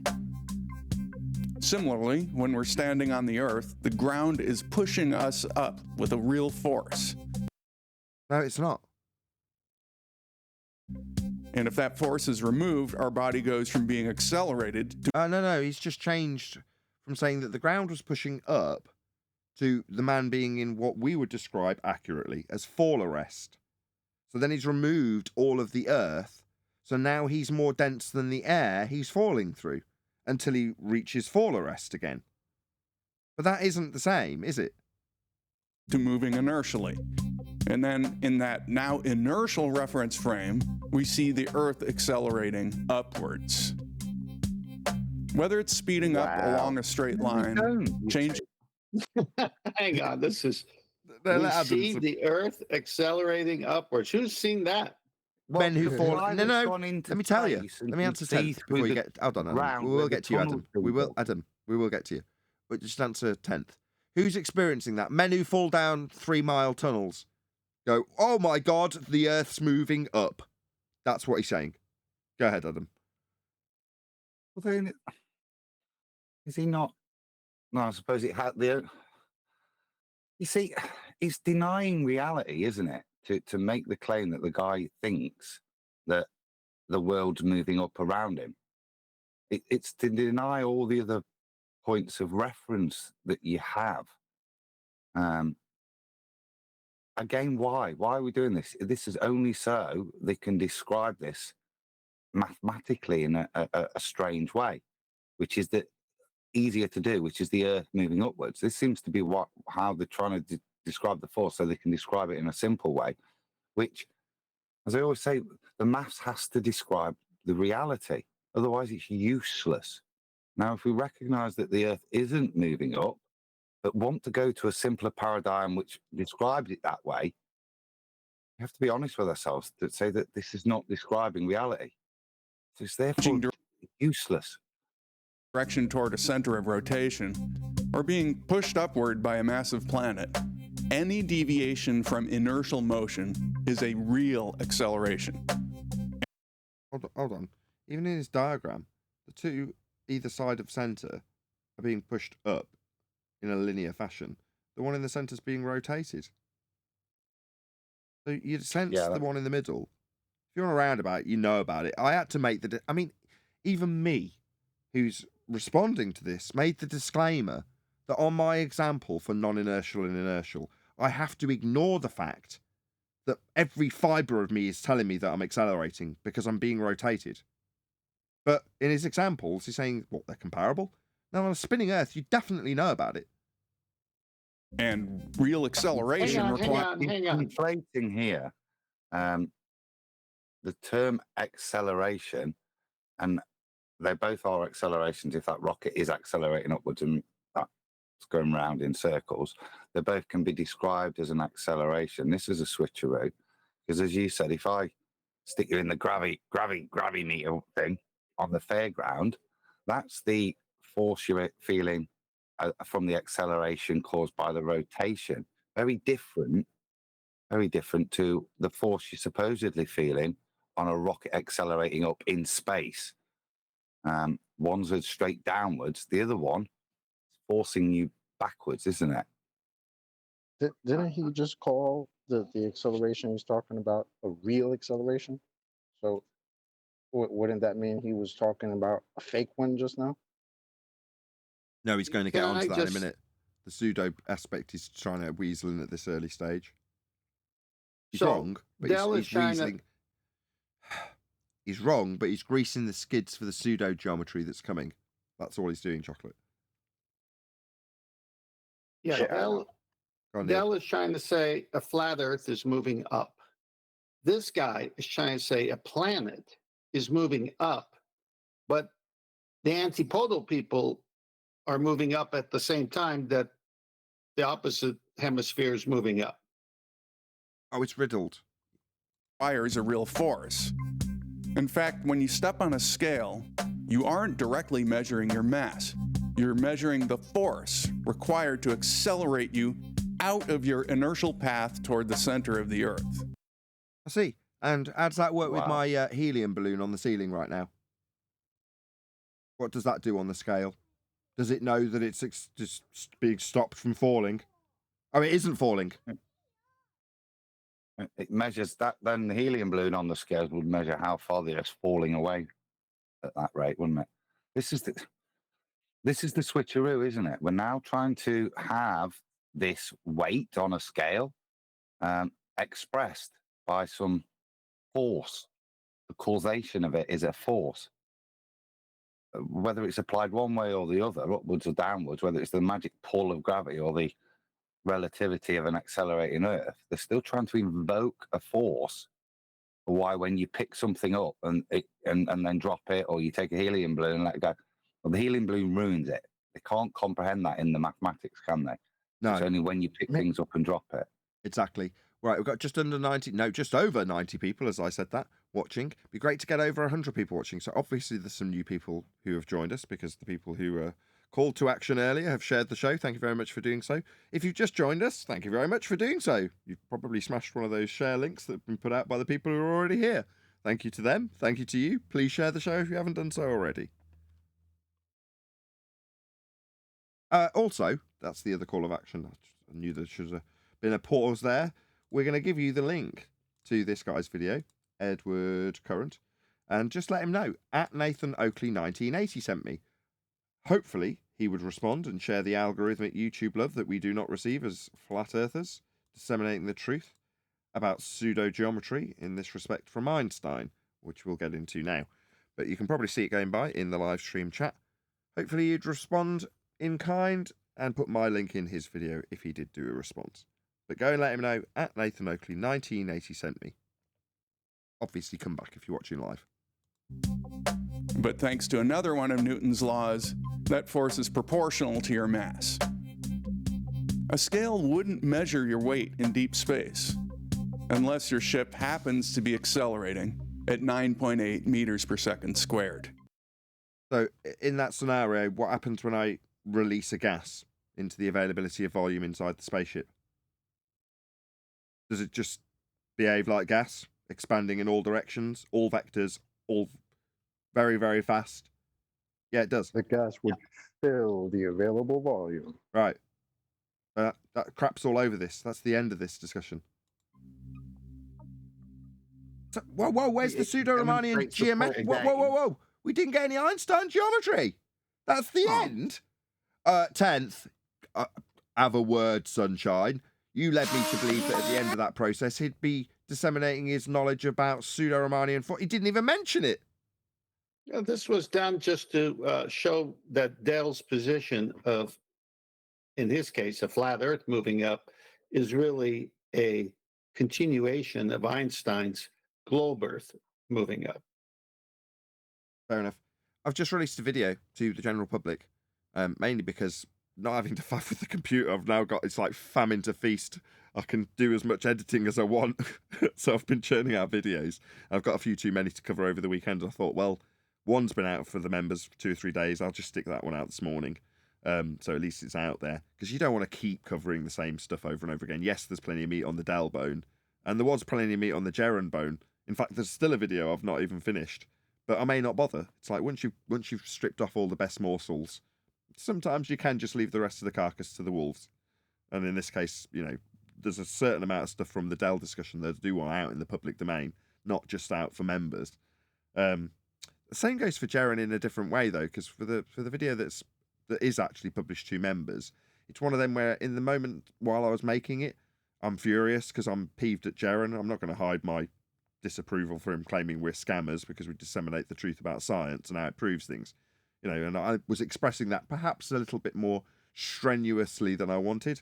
Because the day after, I'm like, no, in the same sentiment to Bob Nodell's death, leading me to reflect on how I could no longer appeal to him in regards to how science proves things. Jaron, on the other hand, still very much alive, so I can still appeal to him in that regard, and I should keep that in the back of my mind rather than expressing my personal disdain in regards to how I personally will have lost money, lost subscribers, lost all personal things that, frankly, the audience couldn't give a crap about. I mean, the ones that care do, but, you know, but back onto Dell. I have just released a video in that regard, so that video is called Beyond the BS Rising Earth or something like that. Anyway, that's just come out. Go and check it out if you're you don't need to be a member. It's public now. Yeah, so anybody can go check that out. It's on the main channel, Nathan Oakley 1980. So the most recent video, if you could click on the videos tab. Good? No, the For problem example, is, Nathan, 1 second. For The example, problem is, I that know I've for been sure. told that. Go ahead. No, you had the mic. Go, Neil, go. Sasha will wait. No, he's missed his I said the problem is you did not answer Dell's questions and he's feeling like you were being dishonest. He asked you, are you claiming the earth is stationary? And you did not answer. So that's what they're saying now, that you were being dishonest. I see. So Dell said, you're saying there are no unicorns. So you've got a positive claim of no unicorns.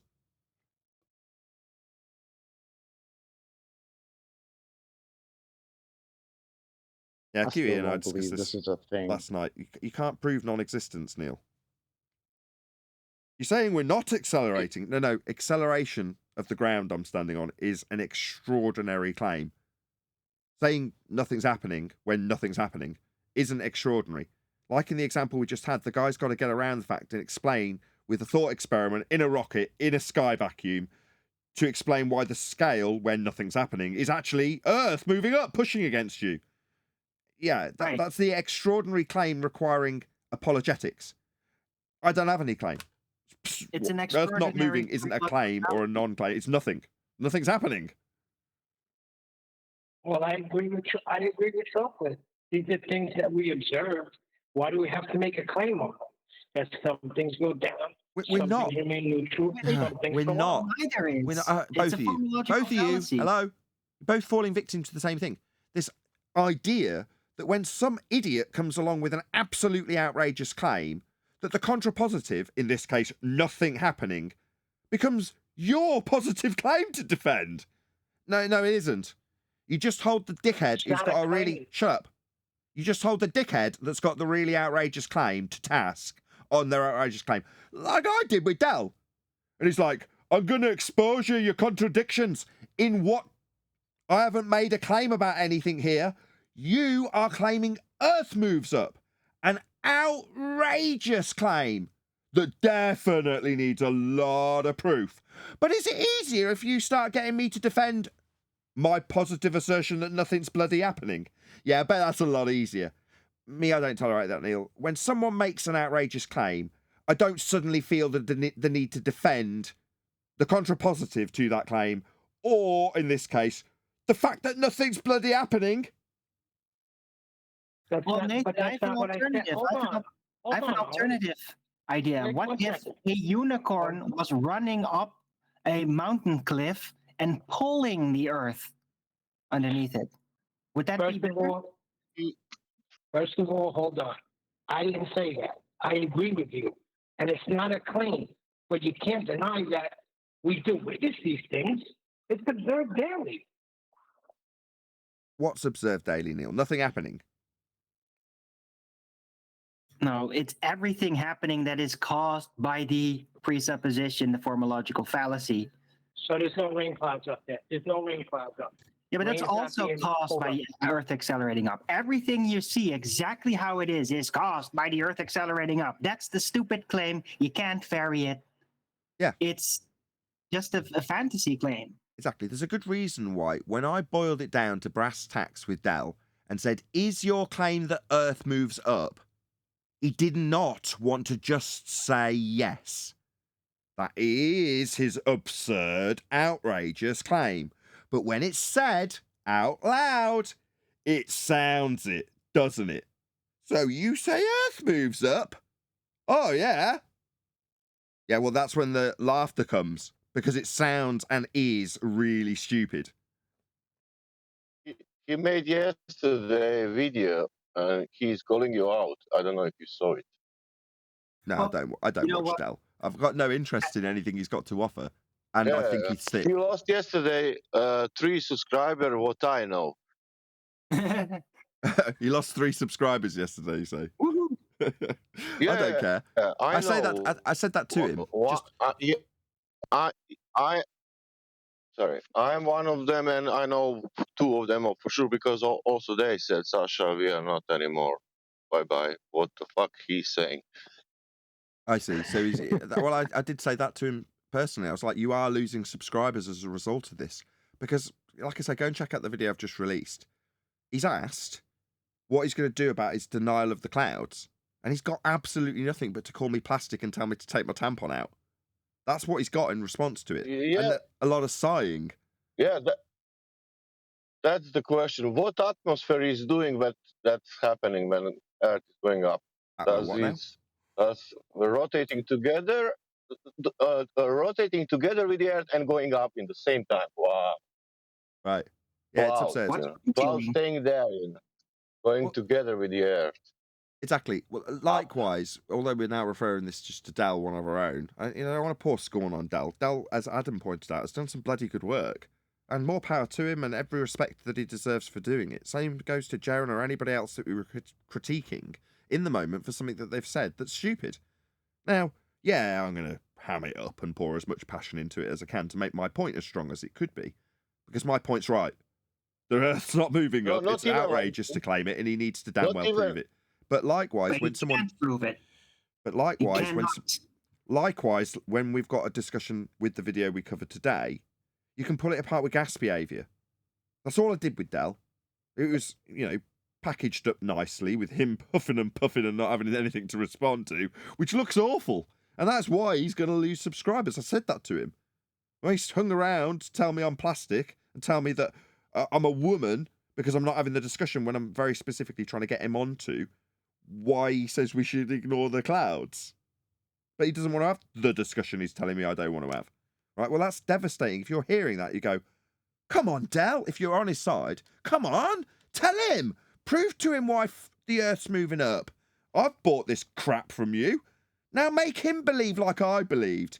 And as he fails, they feel that sinking feeling. And then they get annoyed and go, fuck you, Dell. I'm going to unsubscribe, you bastard. Deceiving me with this stupid shit. You couldn't convince Nathan with it. What crock of crap. Or they get angry with Nathan and think he's a dirty straw manning, uses the mute button, kind of. What was all the claims that dude made about you? No, you haven't heard the video clearly. No. Come on. No. When there's lots, like at least half a dozen protracted silences, with Dell saying you don't want to have the discussion, me saying, okay, in the discussion, we got to you saying, don't worry about the clouds. Let's carry on from there. And then there's a long protracted silence. So, I mean, that Martin Leak, whatever he's called guy was like, you don't allow the discussion. You don't allow the debate. This isn't a debating platform in the comments. Well, okay, go and check out that video and listen to Dell, who's been disseminating this outrageous claim that Earth moves up, have absolutely no comeback.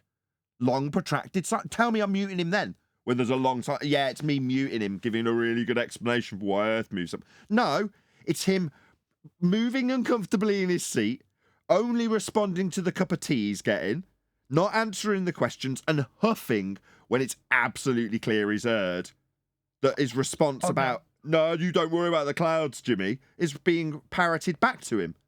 He's got nothing. So if you thought Dell could prove Earth's moving up, go and listen to him have nothing. And you blame the mute button when he's totally silent, dumbfounded, cat got his tongue. Nathan, when they say things like that, what they're actually saying is you're not allowing them to spew their rhetoric. Same thing you did, Rumpus. You didn't allow Yeah, Rumpus I know to that, spew Neil. his nonsense. I got that, Neil. But I'm saying when the response to me saying, so we're going to ignore the clouds, Dell, is a long, protracted silence, You're going to tell me that my detractors are going to come back at me saying I muted him?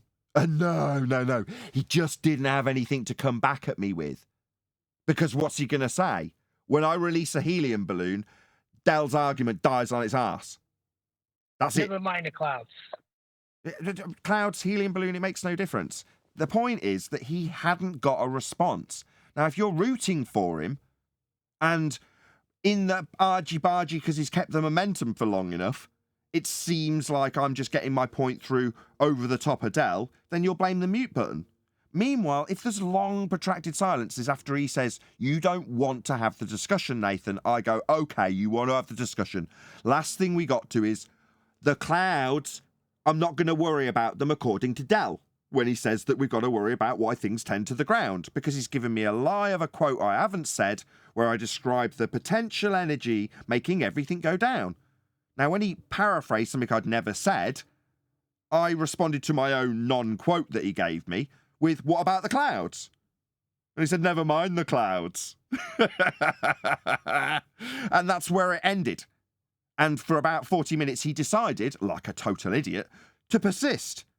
But the persistence left him in dumbfounded silences and threatening me, saying that if I was in front of him, I wouldn't be talking to him in that way, inferring that I'd somehow be fearful of his overarching demeanour and presence. Nah, again, I illustrated to him that I'd laugh in his face like I'm laughing now, because I'd just have to say to him, no, Dell, you look at the clouds and no Earth's not rising up, Dumbo. What are you going to do, thump me because I point out how stupid you are? Go ahead, dickhead.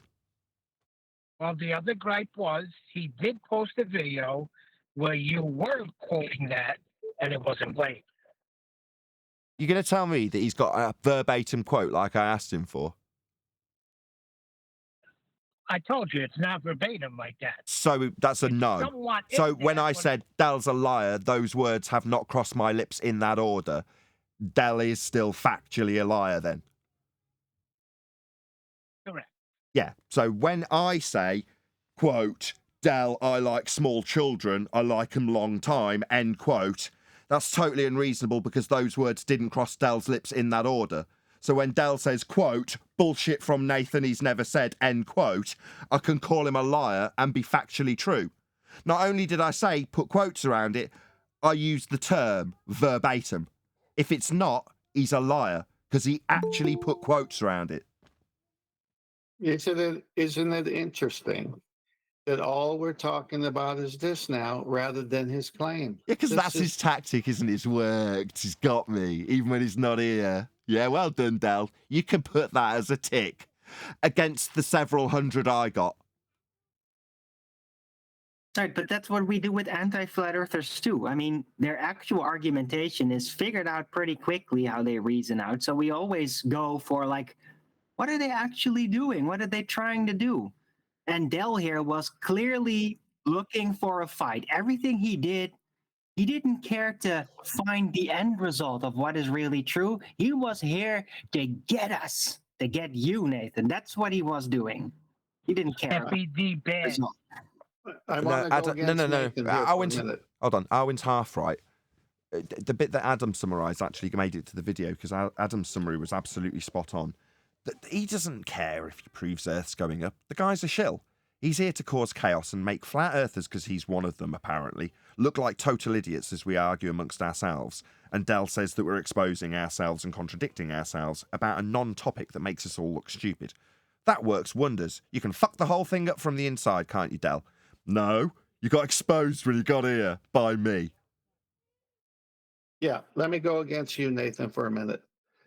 What you just said right there, 100% back you. But you said earlier that, hey, Dell's done a lot of good work in the past, and he's a flat earther. But now look at what he's doing now. So this feast of nonsense that you're exposing from these formerly good YouTube producers of content on flat earth that have done and moved this topic forward is no longer applicable to them. Now what they're doing is they're muddying the waters so that when someone comes and says, hi, one of you flat earthers think that the earth is moving up. Hey, one of you flat earthers think dielectric this. One of you flat. And so it's and this is what the separation is healthy and needed for. So keep at it and don't worry about what they were in the past. What are they now? And they either are spewing out truth with claims that they can back, or they're muddying the waters. And elbowing, right? Elbowing game. I want to be on top of this. Well, I don't know the motive. It seems that way for sure, Arwen. But again, the claims is where either they can stand or fall. When I'm driving. Let's see how now it's about Neil driving instead of my accident. Yeah, you were right though, No, Tench. That's the point. It's to make it about how we behave as a group. Our flat earthers are stupid and have silly arguments. If Dell can instigate that internally, we all look like complete idiots. Adam summarized it beautifully the other day. Well, Yeah, but Frank was saying something about the Wixit thing. No, yeah, I am. This is not an accident that at this certain time in our journey on this subject, that and just prior to this, with obviously with Witsid, Jaron, and them started there, but now on all these other fronts with all these other personalities, we're seeing the feast of nonsense, and they're all got their guns aimed at FED. Well, this is actually a blessing in disguise. We stay the course. We do the same thing with the fellow flat earthers who jump ship onto these crazy ideas as we do with anti-flat earthers and just globers. Just keep doing what we're doing, separate us from them, and we will be shining at the end because we will not give in to observe and declare, making claims you can't back up. And that makes us the bad guys. Yeah, we're the bad guys. Hey, Nathan, would you think that you would do like a review video on one of the 24/7 clips?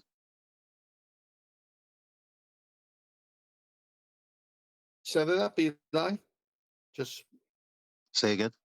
Set it up. Give them the minute mark that it starts, when it ends, the topic, and clip it out and send it to them.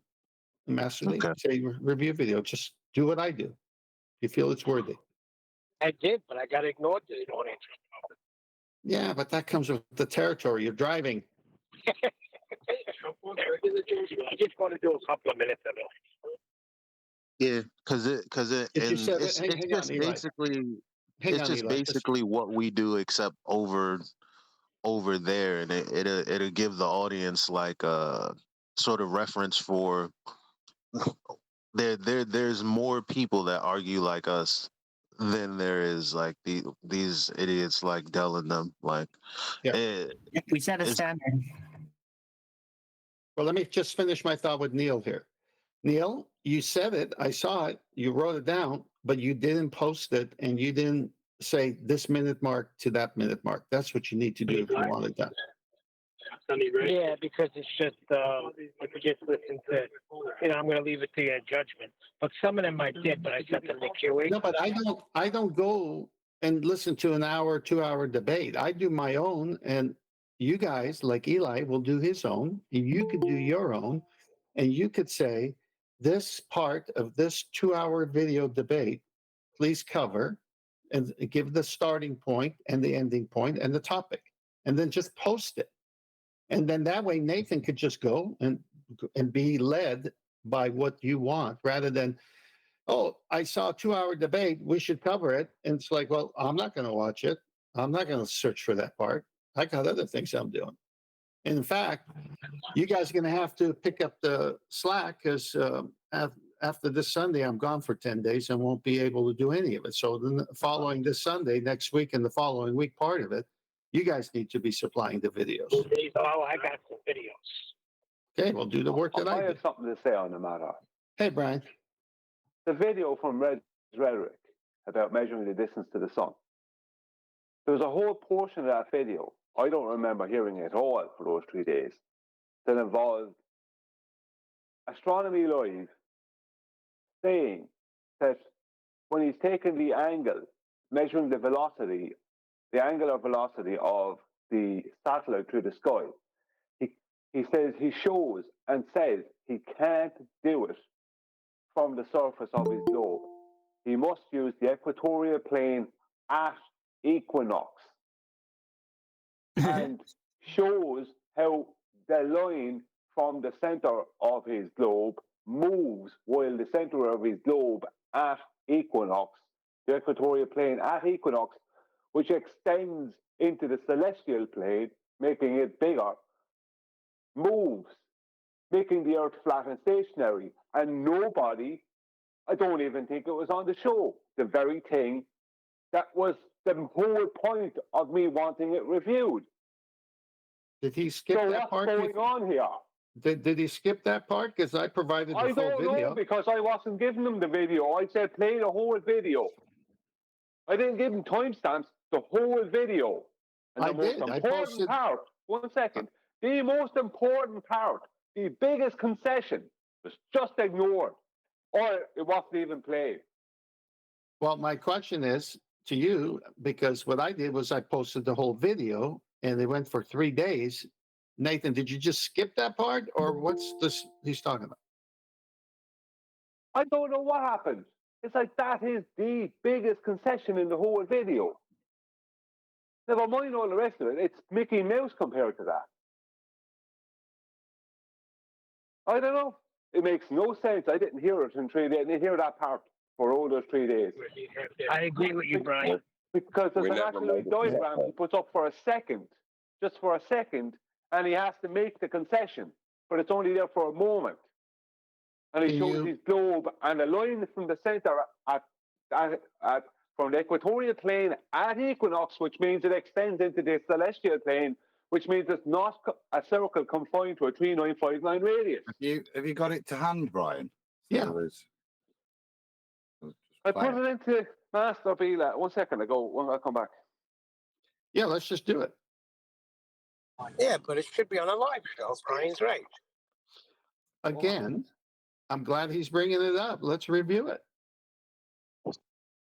Let's hope it's the timestamp to the relevant point, so we don't have to search for it for the next 3 days.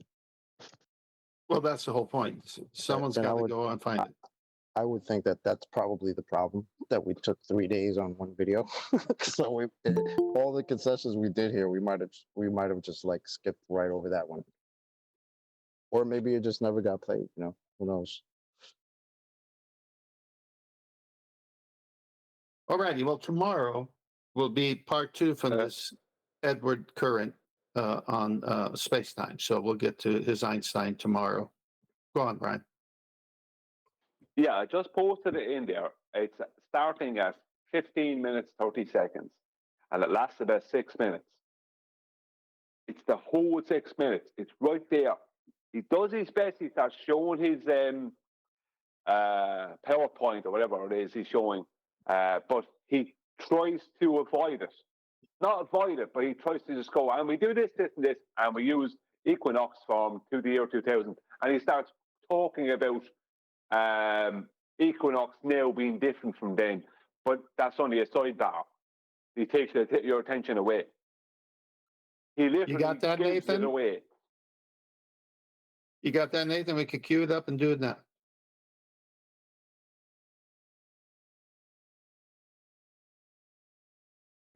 Probably making coffee or going to the bathroom. Maybe he's trying to get the balloon off his ceiling. Thanks, Neil. Well, maybe why don't you do that the 20 other hours you got, Nathan? I say when that balloon that Nathan's got is like, it starts losing the helium and it starts like just floating in the middle of the air. He should have that like on screen. You should just have it next to him.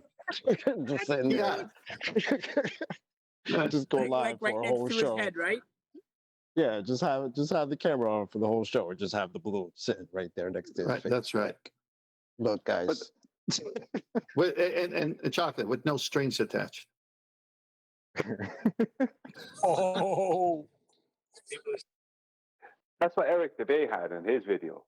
Towards the very end of his video, he just had a balloon that was half helium, half air. Yep. Sitting. Yep. Yeah. People, you have the guy. All he needed is Joe. People, Is Nathan here? you have the copy of the Dell on the chat, and he's Hold claiming on. Is Nathan here? We're I looking. doubt it. He's here. I see him. It's just not We talking. gotta, because QE's trying to get let in.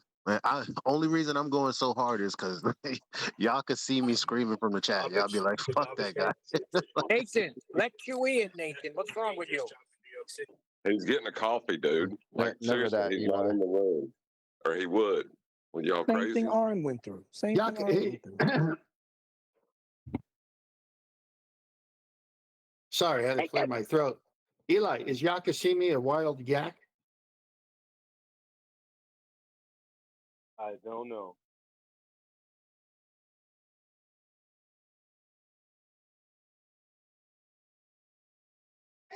Yeah, one of the drawbacks of having a fancy coffee maker is when QE wants to get in after the show, it's going to be hard to let him in. Which I think is a bunch of nonsense. We should be able to get right in. John, on what grounds are you saying that? Nice. Hey, real quick, if I may, I want to say something about Well, hang on, before you do, we just sorry. need Nathan to percolate and get up here. I was just gonna say that, Pence. You gotta give us a chance. Okay, I was gonna perk say, up QE, sooner. if QE don't get in, he's gonna start percolating. Leave the puns to 10th. Go on, D Rose. What's going on? I was going to say real quick, me and my wife was talking because, she's a psych nurse, been about 12 years. We were talking about people's truth, my truth, your truth. And I think that's what's going on with people like Dell and Jaron. Some people like, the movie Seven, I see dead people, not Seven, but Signs, whatever it was with Bruce Willis and the little boy. And, schizophrenia is hear voices and see things. Sometimes, these people might have that same psychotic, psychosis situation where they have these, five senses or within the five senses where they feel things, earth going up, earth rotating, and maybe they see things, like curve. So it's a mental disorder. And we were saying that, that's why you can't really convince them sometimes. Like you can't tell these patients that they don't see and hear people. So it's their truth versus the truth. And that's why we don't get anywhere. Good point. But there's no objectiveness to truth because it's subjective all of a sudden. Right. Kind of analogous to all the people who currently think they're sticking sideways to a magical spinning water ball flying around in a vacuum with no evidence of such. Kind of like that. Electrostatics keeps us on the ball. Come on. Yeah, me and she and I go through that. We go through that all the time. She's like, whose truth? I'm like, the truth. Is there the truth? Is your truth different from my truth? I'm like, come on, let's be real. There is a truth. A truth. Yeah, earth is flat. That's the truth.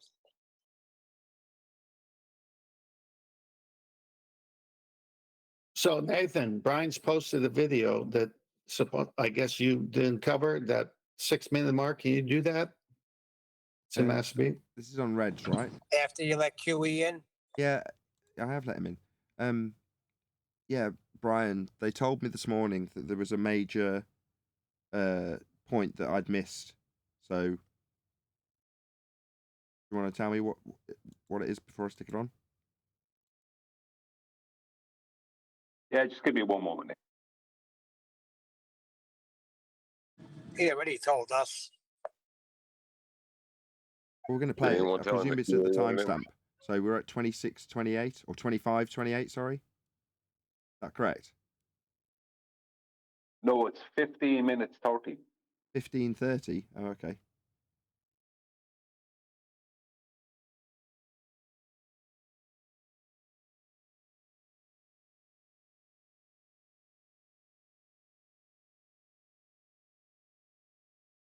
I suggest we anticipate this being a short, so let's allow it to be played in like real time here and not disrupt it.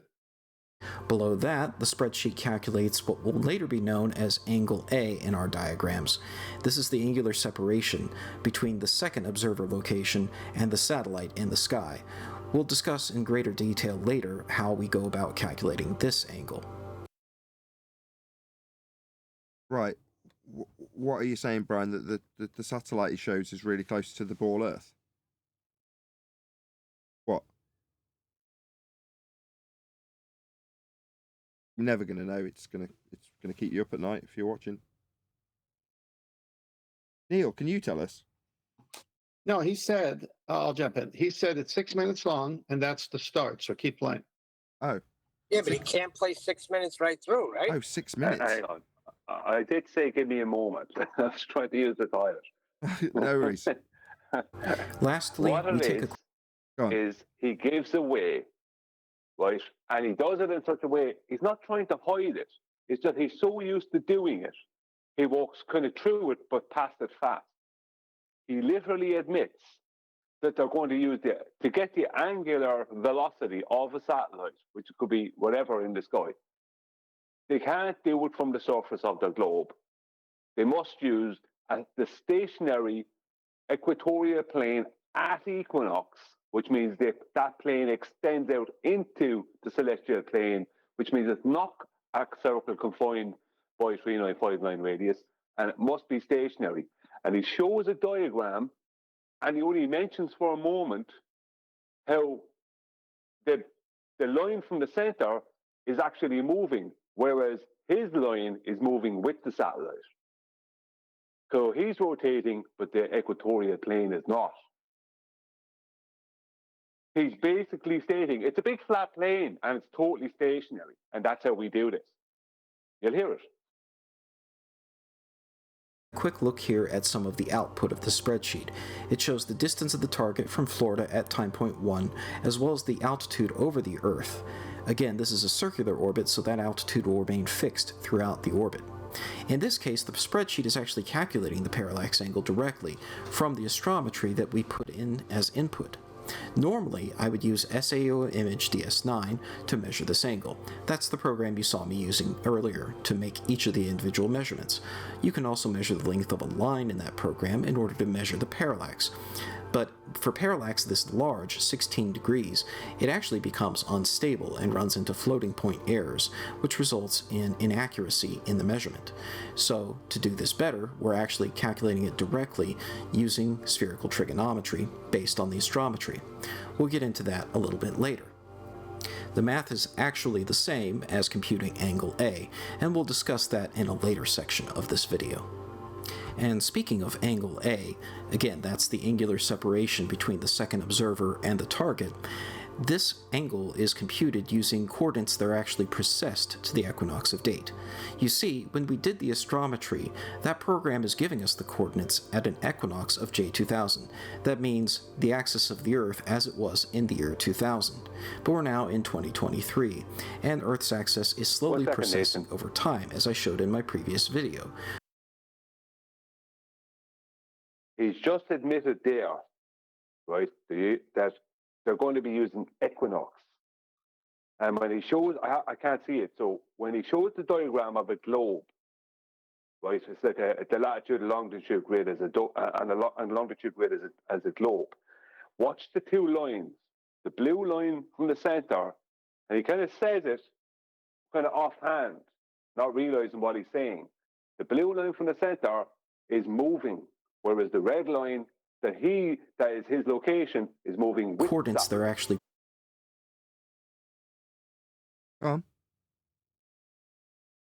That's the point.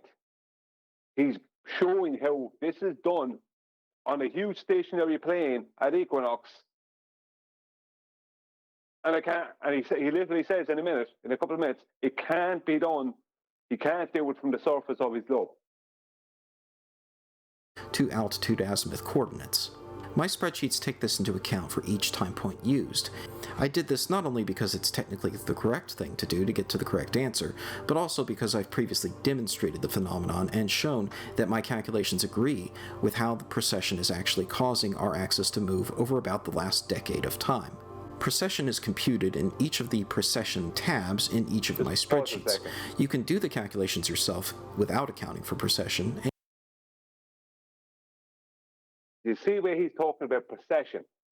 So what that is he's looking past the fact that he's using equinox. And he's trying to say equinox into year 2000, which is where the equinox that he would be using, is different from the equinox now. And he's showing some blur in the light. I know it's Polaris, whatever, in the sky. And he's saying, C, precession, because he's trying to talk about the precession of the globe. That's what he's trying to. So instead of he's not realizing what he's saying originally, and now he's focusing on trying to somehow prove precession, right? But behind it, what's going on is he's showing that this can't be done. Just an angular velocity measurement of something in the sky can't be done unless you use an equatorial plane at equinox that's stationary. And you'll still get to almost the same answer, as long as you treat each of the coordinates equally, either accounting for precession or not accounting for precession. But for the sake of accuracy, I'm including it because I've previously shown that it really is happening. Now let's take a closer look at how we measure the velocity of a satellite using these observations. The spherical grid represents lines of latitude and longitude, with the red line representing the latitude of my observing location and the blue line representing the equator. The red laser represents a line connecting my observing position on the surface of the Earth to a satellite orbiting the Earth. The blue laser represents a line connecting the center of the Earth to that same satellite. These lines therefore represent the spherical coordinates of the satellite from a topocentric location on the surface of the Earth and a geocentric location in the center of the Earth. This satellite has an orbital period roughly equivalent to half a day, which is similar to GPS satellites, and as you can see, my location on the rotating surface of the Earth results in a different motion than the blue line at the center of the Earth. If we measure the distance of the satellite and convert the spherical coordinates to Cartesian coordinates in x, y, and z, you can see that with topocentric coordinates, the entire coordinate system is moving with my location as the Earth rotates. This confounds any attempt to measure the velocity of the satellite from this coordinate system.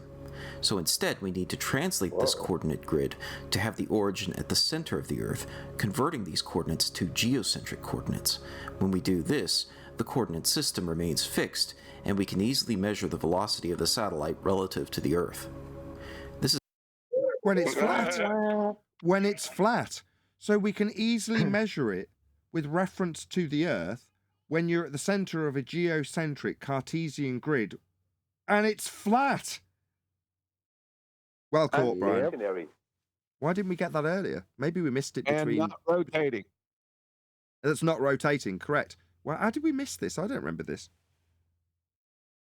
Yeah, that's the thing. I didn't hear that in the 3 days. I don't know what happened. That was the part I wanted you to hear.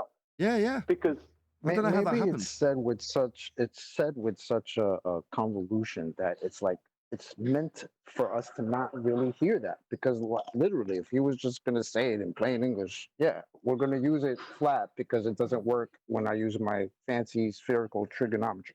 Right, but I think what Brian's actually saying, I misunderstood. It was like when he said you missed it, I thought like something slipped me by. No, we literally didn't play this. I don't remember seeing this, what is on screen now, being played on the show. I don't know how that happened, but it did. Yeah, I don't either. We would have caught it. Yeah, not kidding, we'd have caught it. I caught it now, and no one told me. You know, he gave me an idea of what was going to be seen, but this is exactly as Brian described. You did tell me. He's describing it from a flat Earth, from the centre of the equatorial plane, in a Cartesian grid. And he's even saying it doesn't work when you do it on the surface of the sphere. The grid system no longer matches, it moves. Yeah, and so you put it on the centre, in the centre of a globe, in hell. Well, no, you're standing on the Earth when you describe what's actually occurring at the end of the measurement, which means you're standing on a flat Earth. But could you play it again? The last 20 seconds, 30 seconds maybe? The velocity of the satellite from this coordinate system. So instead, we need to translate this coordinate grid to have the origin at the center of the Earth, converting these coordinates to geocentric coordinates. There it is. We need to put it in the center of Earth in geocentric coordinates. Yeah, that's you in hell on a flat plane, not using the surface of a sphere anymore, but using a flat plane. When we do this, can you tell us why Astronomy Live? Because it works. He did tell us. Because it works. It fails when you do it on a globe, so he's got to do it this way. Well, he said it himself. He says on the topocenter, on the surface, it's moving, so it confounds. It doesn't work. He said it himself. system remains fixed, and we can easily measure the velocity of the satellite relative to the Earth. This is exactly what my spreadsheet does for both of the satellites we measure in this video. Let's take a look. First, we need equations to convert the spherical coordinates to rectangular coordinates, otherwise known as Cartesian coordinates. So first, we need to make sure it's working on a flat plane. Correct? Yeah, he has to ditch spherical trig and go to Cartesian. So he's converting it to flat. But don't they love spherical trig? And Don't they throw stationary. that shit at us all the time? So now he's just saying it doesn't work. So let me go to this Cartesian shit. It's like, what the hell, man? Right. Do we need any more? He's also, there's another point. He's not using a celestial body. He's using a satellite, which would be a man-made object. So that means, according to him, from Earth that he believes he lives on, there is no way to measure the angular velocity of a satellite in the sky. Correct. Or anything. You have to be at the center. He's admitted three things here. One, that you're at the center of the Earth and it's a flat plane. Two, it's stationary. Three, Earth tilt is gone. No 23.5 Here's an example degree from a tilt. book that's over 100 years old. This section of the spreadsheet converts the topocentric right ascension and declination from each of the 2 time points that I observed from Florida to rectangular coordinates. The spreadsheet then computes the x, y, and z coordinates of the geocenter, or center of the Earth. It then translates the topocentric rectangular coordinates to geocentric rectangular coordinates by subtracting the geocenter's position from the topocentric position. The spreadsheet then converts the geocentric... So, I might not have mentioned it on the show, but we were bullied into looking at this. It's 0.5. I'll forward it into Master B now because I did a quick review of it. Master B. But 0.5. Oh, 0.4. Measure satellites with flat Earth elevation angles assumed on a spherical surface, question mark. 0.5. Convert the shit out of stuff to take coordinates to hell. But yeah, I didn't bring it up on the show. So we must have missed it because I We did miss it, it. and I'm scratching my head for how I must have scrubbed through the video to go back to a bit, and then when I went back, I just went back to the wrong timestamp and missed out 10 minutes or something because it was a fairly lengthy video. But I've got 0.6. Let's take my calculation there based on Kepler to see if the data calculations match therefore prove Kepler, which we definitely did. So I must have missed it even if you'd played it, but it was noted. But yeah, we didn't discuss it. Maybe it's his boring, monotone voice that caused us to miss it. No, I think he just scrubbed through it, Nathan. I think it's happened in the past. I've had to bring you back on shorter videos than this. So I think it was just a mistake by not getting back to the original place. Yo, bro. Never mind all this spherical trigonometry. Let's just use flat, stationary. Rectangular. What is spherical trigonometry? What he's actually doing is using spherical trigonometry with the blue line from the center. Because what he's doing, and he's using a Cartesian grid around the globe out. Because what he's doing is spherical trigonometry is points from a center, right? Angular points from a center point of the globe onto its surface. That's how they create what they claim to be a totally nonsensical spherical triangle. It's 3 points from the center, which onto 3 circles that are then matched together with lines, curved lines, arcs that fit a 3959 radius. But the point is that to do what he's trying to do, what they're calling spherical trigonometry, is actually just an angle from a horizontal plane that extends beyond a radius of 3959 miles because it extends out into the celestial plane, right? So a much bigger plane that's stationary that has a moving angle to measure something that's supposed to be orbiting a globe, the velocity of something. the angular velocity. That's what's going on there. Yeah, he's validating all the images we've shared where the equatorial plane meets up with the celestial equator, acts as one big disk to the celestial sphere from the center of their globe Earth. A big disk. We read it on that citation yesterday about the EQ Mount telescope. You just get off the sphere and imagine you're doing it from a flat plane that extends all the way to the celestial sphere. So that's what he's proving. And all of the things we're showing is being validated by our opponent here. And then what they do is they project those points that Brian is talking about from the celestial sphere because of the angle relationship. So if you're under it, it's directly above you. If it's at 45 degrees, you're going to have an arc there. It's optically an arc. And what they do is they project that back onto this protractor surface of their Earth. But the vertex is at the baseline. Flatter, always. Yeah, and they also, at equinox, the equatorial plane extends outward into the celestial plane, making it not confined to a 395. Because some of them don't say that. The citations and that don't say that. They don't say it actually extends, but some of them do, because that's what's going on. So they're using it. So when you take, let's say you take an angle to a celestial body with a sextant, and the horizontal baseline of that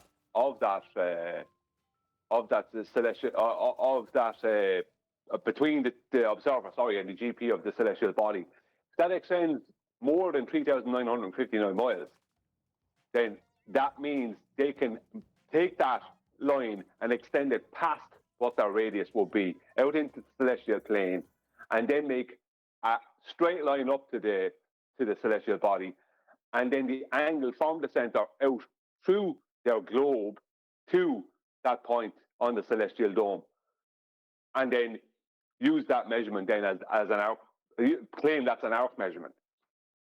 But what they're doing is they're giving themselves a bigger equatorial plane as they need it.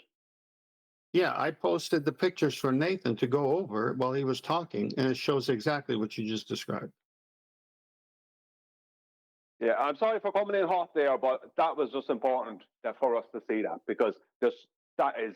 that was a great concession, man. No, definitely. I'm so glad we covered that, Brian. I mean, I'd been heartbroken if it'd been pointed out in a week's time, and you're like, well, we've moved past that red thing now. Whereas a day later, you're like, by the way, we covered it the last 3 days. Day 4, here's something we missed. Brilliant, perfect timing, Brian. Epic. Thank you so much. Well, no, what's so great about it, Nathan, is we're on to astronomy now. We're on to what they do, because of what they have to do. Mm-hmm. And that's the top. Our next topic is that's what we're going on to now. So astronomy and what they do and what they have to do, and consequently, because they have to remove the tilt, and they extend their equatorial plane, they're just proving they're using a bigger plane than even their equatorial plane. That's all they're doing. I should really make a diagram just to show what they're doing. So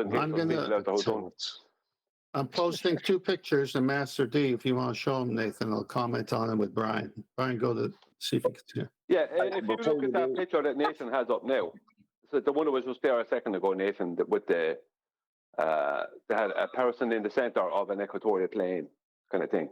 Well, what they're actually doing is they're extending that equatorial plane, because they're only showing you the dot on the surface of their globe. But that dot is projected down at an angle onto the surface of their globe from the celestial dome. But they're, first of all, taking the angle. If the baseline of that angle, the adjacent, is longer than 3,959 miles, which will be often, that's why they can extend their equatorial plane to the celestial plane. So they can extend the baseline, still take the actual angle off of what would be just a much bigger flat plane, and then still be able to project it back onto their globe. It's just nonsense. But that's what I just think that clip there is important, and we'll be coming back to that, because that is an admission of what they do. No, it's perfect. They can't deny. Go ahead, John. I was just going to say, yeah, they do the same thing in orbital mechanics when they say plane of reference instead of planet of reference. You know, it's the same trick over and over again. Yep. Nathan, you got the two pictures up. From where? I just posted them. The last two pictures from Master Deep. Okay. Right ascension declination. Here you see. Now, see, we've been showing these pictures. Excuse me. And you can see the extension, as Brian is talking about, the Earth's equator around the surplus globe that's not required there, the white circle around it. That's the equator. And then that shaded disk that meets up to it. It's one big plane, equatorial plane, that goes all the way to the celestial sphere, shown in this image. We've been showing this. What's great about this video that Brian brought our attention to is that the opposition validates what we've been showing and the description of what it is in reality. Today's show, the opposition validated what we've been. If we had said what he said, they would have fought us all day long. He said what we've been saying about this picture. Now go to the next picture. Here it is. There's that same Earth without that disk going all the way to it. It's not shown in this one. But the vertex from the center of the equatorial plane, that's where the vertex is, it goes all the way to the celestial sphere. There's the angles. So you got a polar line, North Pole, the subpoint of the star, and the subpoint of the observer. And see that spherical trig coming back down from the concave nature of the celestial sphere and pasted on the imaginary arc of a globe that we don't live on? That's their spherical trig. It's not real. It's perspective, because as you say many times, if you see Polaris at, say, 10 degrees above the horizon, it's lower. But as you get closer to it, it gets higher and higher, and it creates that arc that you see in this picture. So it's a perspective spherical trig that they paste on. It's projection. But where is the measurement being taken? Don't say spherical trig. It's confounding, man. Yeah, this guy admitted it can't be done. He has to go to the center. It's got to be rectangular instead of spherical. And Cartesian, as Brian's been saying all the time, GPS satellites, Cartesian. Have I excommunicated? I have something to show. Nathan, you actually have it up on screen for us at the moment in the slideshow, but I didn't know if it would still be there, so I just screenshotted and put it in. I anticipated that, Brian. I actually paused it. It's still on screen. I've just put it up. Thank you. This is exactly what I'm talking about. As you can see, the baseline, right, is now, of course, their star is way out, way out, right? But the point is that you can still hear me though. The baseline of the angle is extending beyond what would be a 3959 equatorial plane, and they have another little baseline down at their equatorial plane extending out as well. So, because what would be happening is that star, because they're trying to move it really far away, because that's within their belief. What will be happening is that white line down at their equatorial plane and that white line what they're trying to create as a tangent would extend out only to just underneath the star, and then there'd be a right angle up to the star. Right angle from that up to the star, and then that point would be projected back onto where it is there, where they're showing GP point. Because all you're doing is using the angle, the right angle to the star, and just bring it back, curving, arcing that adjacent, and bring it back to the surface of the globe, and claiming they measured an arc length. That's all they're doing.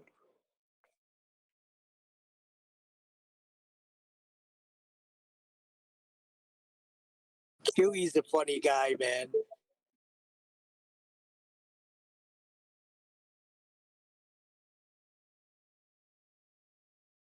That was quite random.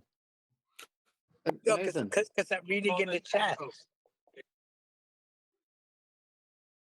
Nathan, posted 2 more slides in Master D to go over this.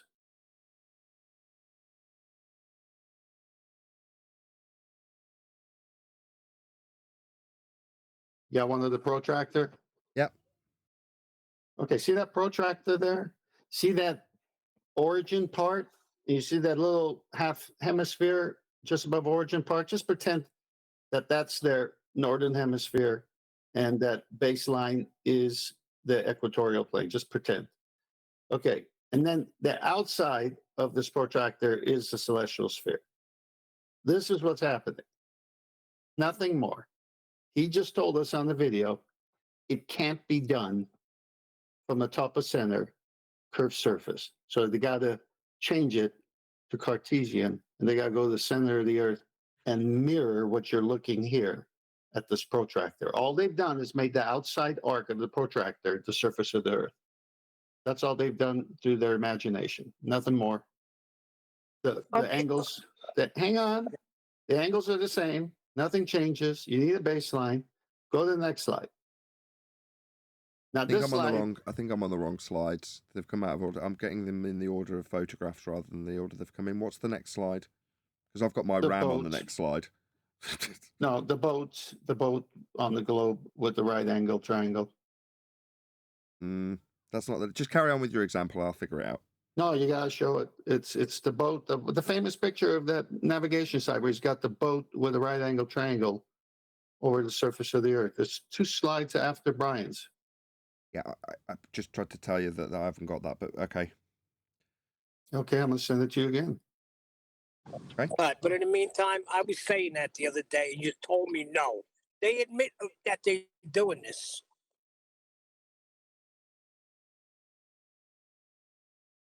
Hold on. What? Okay, I got it. Okay, now you got it. All right. So this is what the guy just admitted to.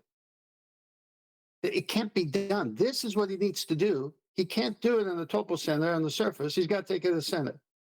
This is exactly what he just admitted to. This picture validates everything now. It just comes, now we have the opposition agreeing with us that it's impossible to get an elevation angle from a curved surface. He was doing it to satellites, but a star is like a satellite. It doesn't matter.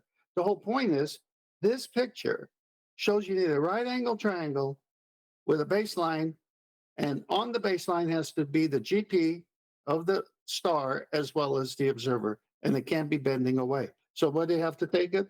To the equatorial plane. What date do they use? Vertical equinox. Why is that date so important? Because no tilt to the Earth. It's one big flat disk all the way to the celestial sphere.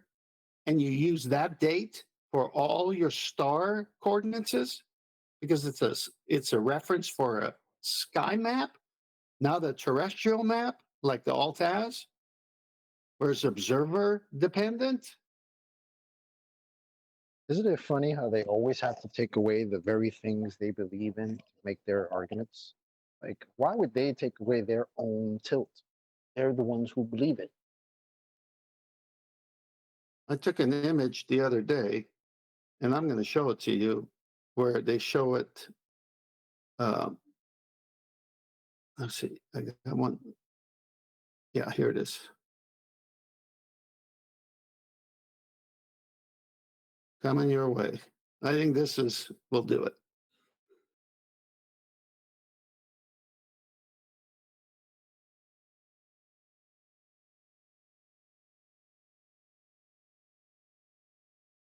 Do you have that? Yes. I don't think I need to comment anymore, do I? Globe is surplus to requirement.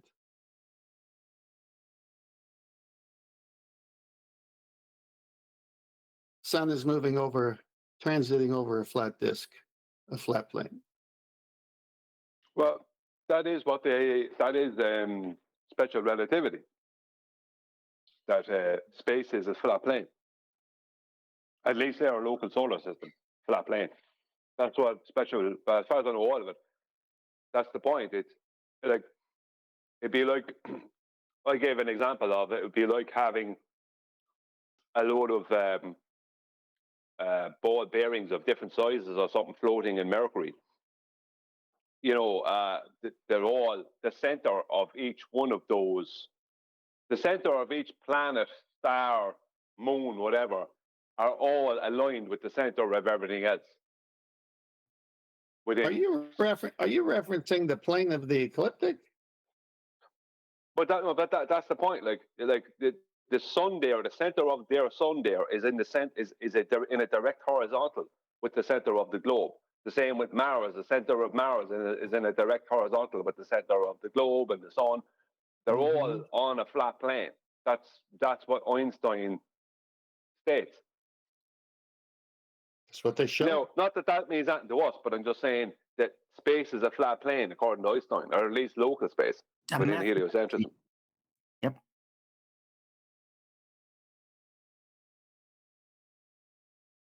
Einstein didn't really care whether it was a globe or a flat plane. He was just using math and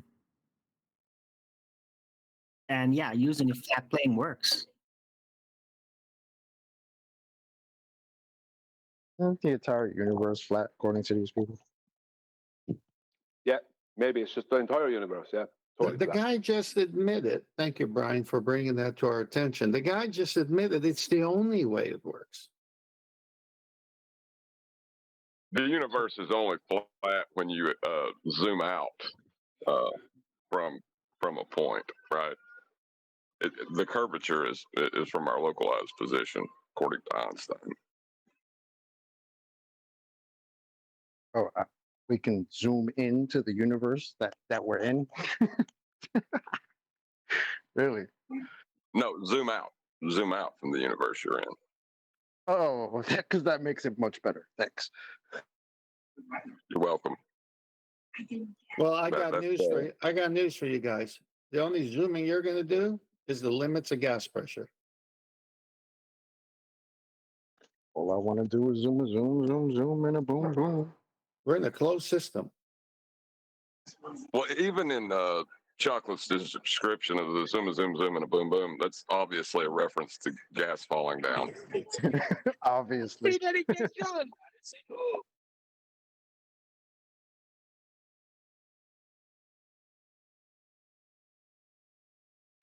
At the end of the live show, you were talking about Dell again, or the upward rising Earth. Was there some more developments on the live show? Because I didn't hear it. I only just heard the last 3 minutes to say of the live show. We had a video. What do you mean more developments? Do we have any developments on that? What do you mean? I don't think so. No, today's video, Brian, was a guy talking about gravity versus the upward moving of Earth, Einstein's theory. And then tomorrow's video, he's going to go more. It's the same guy for tomorrow. He's going to go more into space time. But so that's why I put that first one up, because Dell is proposing Earth moving up. Well, I said, well, who had this idea first? And obviously, we know where that came from. Right. Yeah, but was the guy disagreeing with?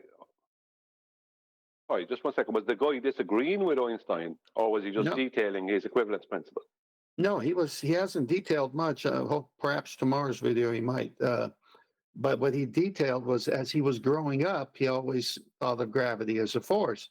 But it took years and years until he figured out what Einstein meant. So he's made the jump to Einstein now. Well, the best explanation I heard. Sorry, go on, Chocolate. Sorry, man. But isn't Dell telling us that we sound like Globers?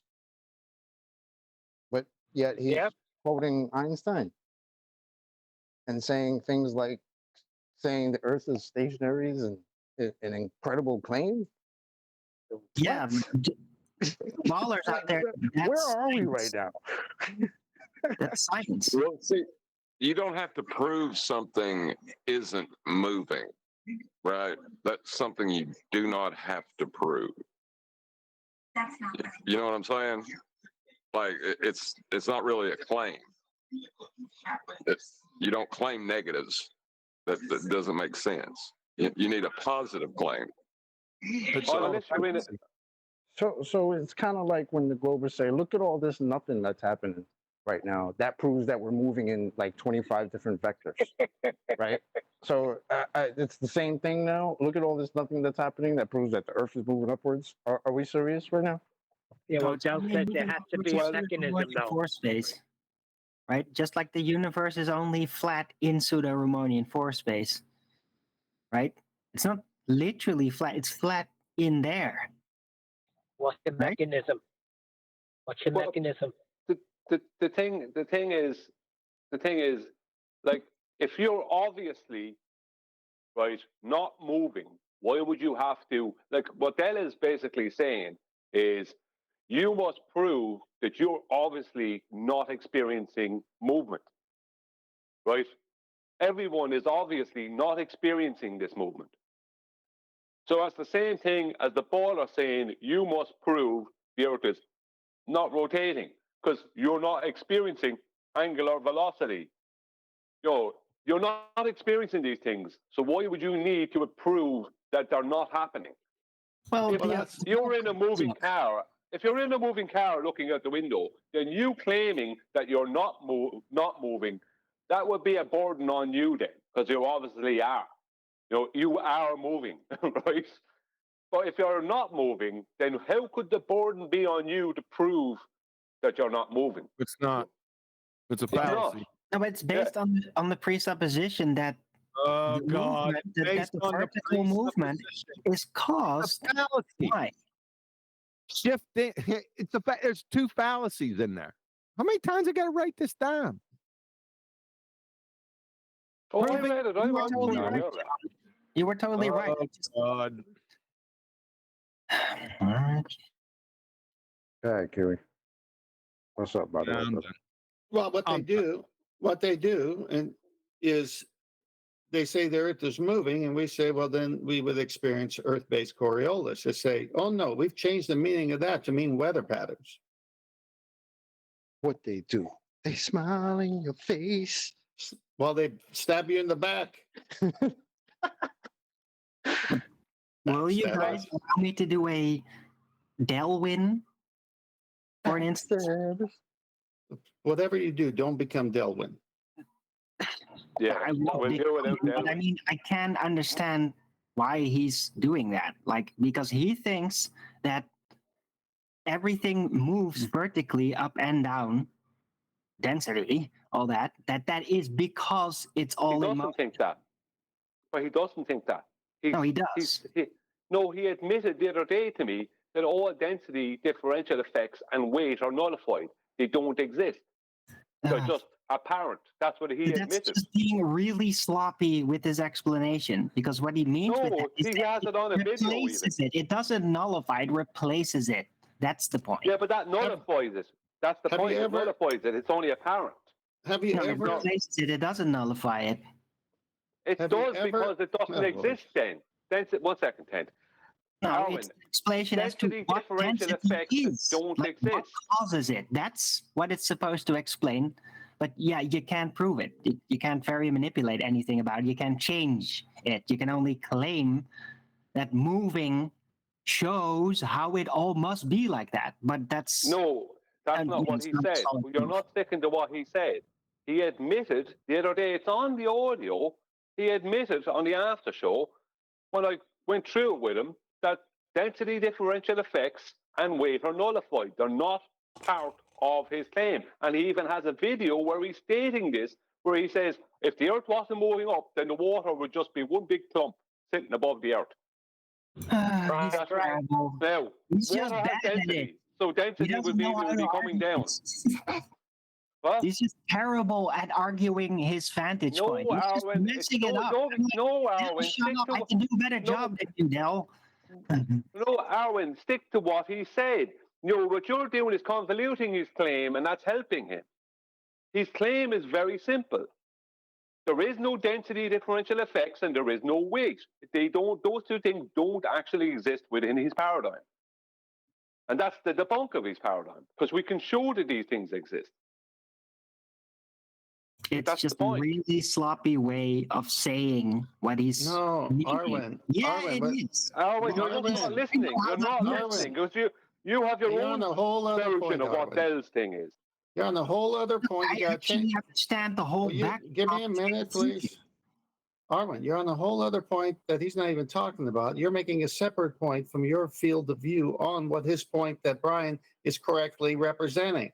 But here's the problem. No one can effectively argue a fallacious point. Right, I know. He's made a giant mess of it, and I'm not going to argue that. If you want to go into exactly what he said, then yeah, go ahead. But Why are you You're keep saying he's making a contradicting what he mess? I don't claimed. understand that. You're Yeah, I trying to don't clear either. it up, right? You're trying to clear it up, as Brian pointed out, yeah? But in doing so, you're contradicting Dell's statements. So as much as I it's know. enjoyable for you to clear his mess up, if you're going to do so, you can't contradict him. Brian, what I'm not Brian's really saying trying to in clean terms his mess up, really. I'm just trying to basically to redo the process and show where this is coming from. right, no, right. No, because that's just you making more shit up that's not attributable to Dell. Yeah? Stick with what he's claimed. He claims that the density gradient and the density of power is caused by Earth moving up. Brian also got clarity that is, that things wouldn't be falling because things aren't falling because the Earth's moving up. So without that force, the water would just be there. There is no density and buoyancy to play out. As he exemplifies by throwing stuff out of the window to get net force zero. Stick with what he's claiming. Yeah, I'll just stay out of it because this is all just crap. It's total crap, but you can't add more crap. Clarify the It crap. agitates me because I just hate it when people get it wrong. If you're going to argue about something, then get it freaking right. What do you mean? How can There's no getting be it right. wrong? And you correct it with other nonsense. How does your nonsense correct his nonsense, making your nonsense correct? I'm not trying to correct his nonsense. I'm just trying to talk about something more interesting. Listen, I don't always do things wrong, but when I do them right. Hold on. I transcribed that conversation Brian had and I put it in Master B. Thank you, Kiwi. Why? Why? I was bored. So Arwen, who plays Baldwin, has better arguments for the globe than the Globers. Arwen, who wants to play Delwyn, has a better way than Dell presented. That's what's going on here. Yeah, exactly. Now you're getting it. Who's going to read it out? Who wants to be Brian? Who wants to be Dell? I'll be Dell. Go ahead, Brian. Okay. Brian, all density and weight are nullified. They don't exist. Nothing can have weight. Stop. Dell. Stop. Yes. Stop. Sorry. You don't say Brian. Just read out your bit of the script. And then when it comes to the Dell bit, QE will say his bit, but he won't say Dell. He'll just say yep. So just read your bit. Yeah. Oh. Start again. Okay, I'll start again. All density and weight are nullified. They don't exist. Nothing can have weight. Yep. The only weight on a scale can only be an apparent weight caused by an upward moving of the Earth. That's right. And all things would have an equal weight. That's right. There would be no density effects. He didn't answer. He rambled on a separate point. Continue. Yeah. So why does a helium balloon go up and a balloon filled with air not go up? Helium moves because there is a compression of the air at the surface of the Earth, which pushes it up the ways. If there's a compression of the air that pushes the helium balloon up, then under those circumstances, the same thing should happen to an air-filled balloon. There can't be a difference. There's no reason for an air-filled balloon to go down within your paradigm. The air is less dense than the helium. No, there is no density. This is the point. You admitted earlier that all density effects and weight were nullified. So there is no density differential effects. If an air-filled balloon and a helium-filled balloon are not behaving the same, then what you're claiming is false. End of transcription. Indeed, but if you can just read the first, is it 2 or 3 lines again, just for context? Yes, he contradicted himself down lower, like Brian said, because he agreed with Brian's comment. All density and weight are nullified. They don't exist. Nothing can have weight. And he agreed with that. So he agreed that all density is out the window in his paradigm. And then he states the air is less dense than the helium. It's over. Whoops. Very good. Yeah. Well, I'm sure he meant more dense because he was bringing density into it. He just on the spot maybe said less dense. I'll forgive him that. Of things, but he literally just said yes to things that were asinine for him to say that. So he just didn't realize, obviously. No. Arwen, Say you didn't. No, it's that. It's when No. that reality hits you in the face. You have to say, well, these two things are acting differently. There's got to be a reason for it, even though I just nullified the reason for it. I'm about to state it though. Exactly. There you go. Chocolate's right. How we ended up. Yeah, that's right, Chocolate. Even though I'm about to completely contradict this statement, that is the logical inference that Brian led him to in his own paradigm. So he agreed. And then 30 seconds later had to contradict it entirely. Brian set him up beautifully. Well, I wasn't even trying to set him up. I just wanted the clarity and then point out things in reality without trying to even be. I wasn't even trying to be sneaky. It's just this is what you're claiming.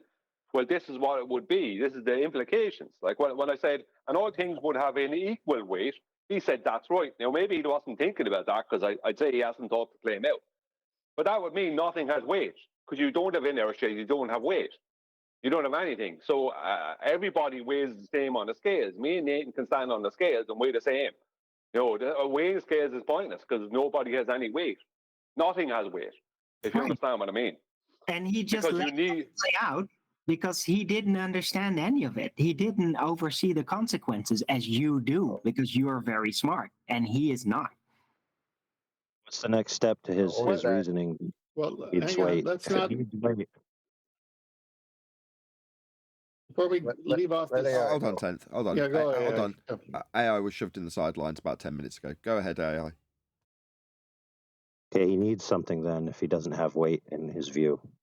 And what would solve his problem, whether it solves it or not doesn't matter, but would solve it in his mind, is he needs a counter force that all of the mass, quote unquote, is dragging against, which would give things differential downwards against the upward moving Earth.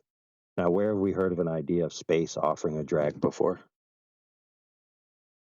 Down to space. Ether drag. There you go. Ether, but you're 10 steps ahead, Ed. Yeah, it requires. That's why it's only a matter of time. No, well, it's a matter of time. No. Brian's right, but only if he massages in the extraordinary claim and has it accepted. Then he can start, getting ahead of himself like a heliocentrist would, slapping on another extraordinary claim on top of it as an apologetic. But he's first got to accept. He's got to get the people around him to accept that Earth moves up, not being an extraordinary claim. Hence my desire to overtly point out how outrageous a claim it is. Not just accept it and not even declare it so we can argue about density. Sod that. Let's just peg down what your claim is because it's bloody outrageous. Earth moving up, you say? Let's just get that pegged down. Because as soon as it's accepted, of course it's moving up. Then he can start slapping on top of it extraordinary apologetics for a counterforce. I said it weeks ago. He's going to start pushing ether. The danger of this is as like what AI said. I actually gave thought to already, and I'll go into that a bit later. But AI is 100% correct because what Einstein had to claim, as far as I know, now I'm not 100% on this, but as far as I know, the claim was with his equivalence principle is that two people on two different parts of the globe, right? That when the globe is pushing up for both of them, the reason the globe is not expanding is because space and time are curving in around the globe. Now, that contradicts special relativity, right? Because that's a horizontal plane, and the center of each, that contradicts a gravity well, because that would mean that there'd have to be the curving of space-time around the whole of a sphere, which would be a gravity drop, like a raindrop that's hanging like a dingleberry on the end of special relativity, basically, right? To simplify it.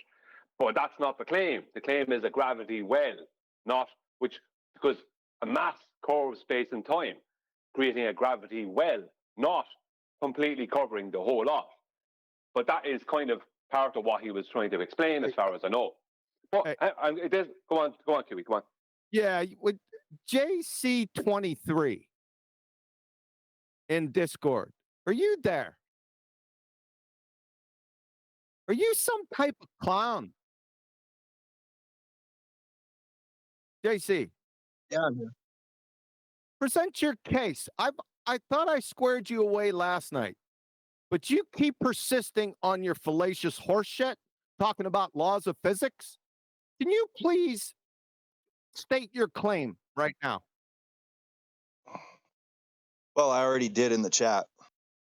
Well, why don't you just go ahead and read it over again for Can I hear everyone? it? I'm not looking at the chat. Please, for my benefit, could you read it, JC? Thanks. Okay.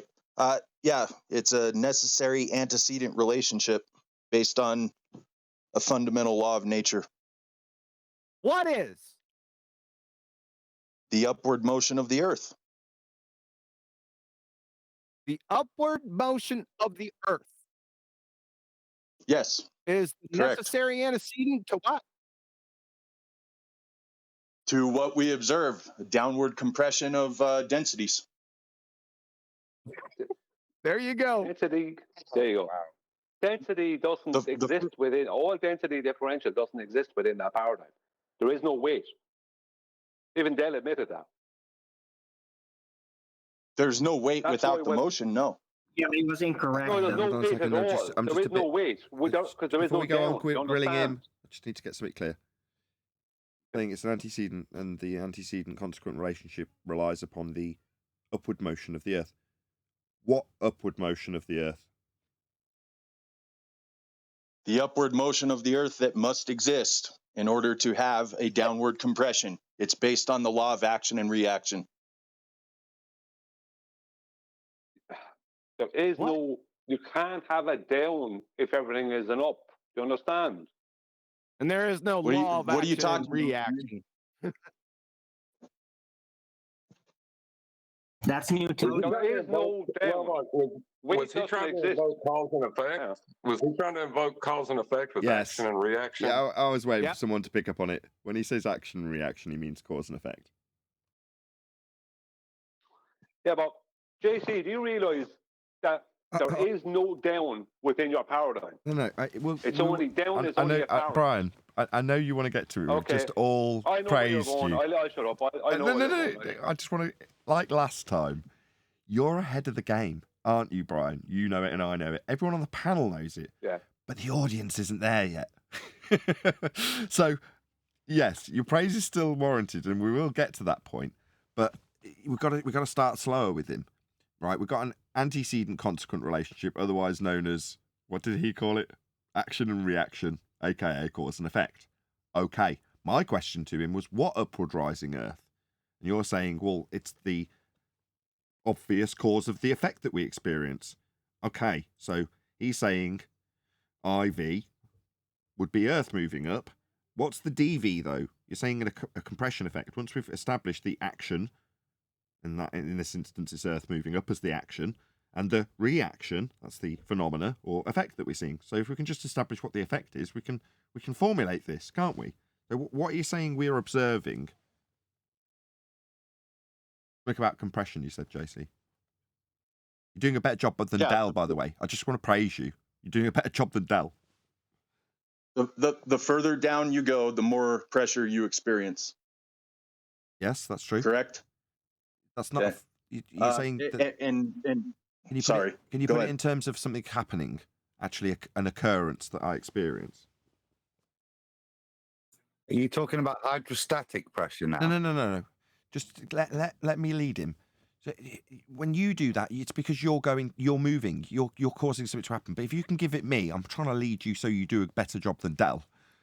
In terms of a phenomena that I can just see happening and go, why did that?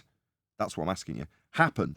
So what's the that bit? What's the thing in nature that just happens without you having to induce anything? It's continuing. It's continually happening. There's continually a downward compression of densities. What? But balloons go up. Clouds go up. Yeah, because of that. Balloons go up because of buoyant force, Nathan. I mean, that's a mechanism of motion that we could clearly identify. They say balloons go Okay, up let me just because clarify they're what you're buoyant saying. and they're being. I got you. I just want to clarify, though. You're saying the balloon goes up because of buoyancy.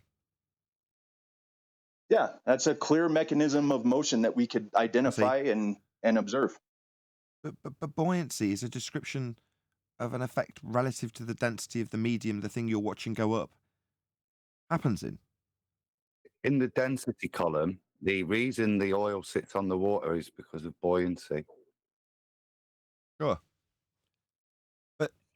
But we've been stating that the hold reason on, is Adam. because of Just an one sec. upward force, which But the point is, negates the buoyancy, the relative density disequilibrium that's being created. I know, but I don't isn't want to the get into cause, that, it Adam. doesn't exist. I know we can explain the buoyancy effect. I just don't want to. What I'm saying is that that's not what I'm saying. please. That isn't Earth rising up, is it? It is to Dell. No. I got density and Dell's not buoyancy. here. I'm asking this guy.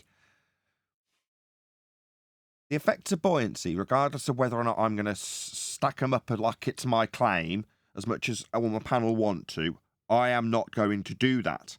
Regardless of that, that isn't Earth rising up.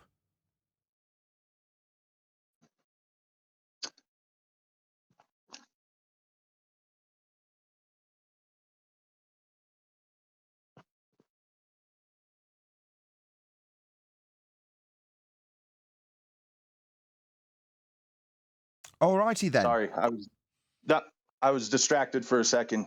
Regardless of what isn't the Earth rising up? Regardless of what now? No, Earth isn't rising up. You haven't demonstrated that. But what I'm saying is the effect you're demonstrating, you described with buoyancy. Okay. Now, I said, while the panel may want to get into arguing what buoyancy is and how that disequilibrium between mediums is created, I'm saying I'm not going to do that.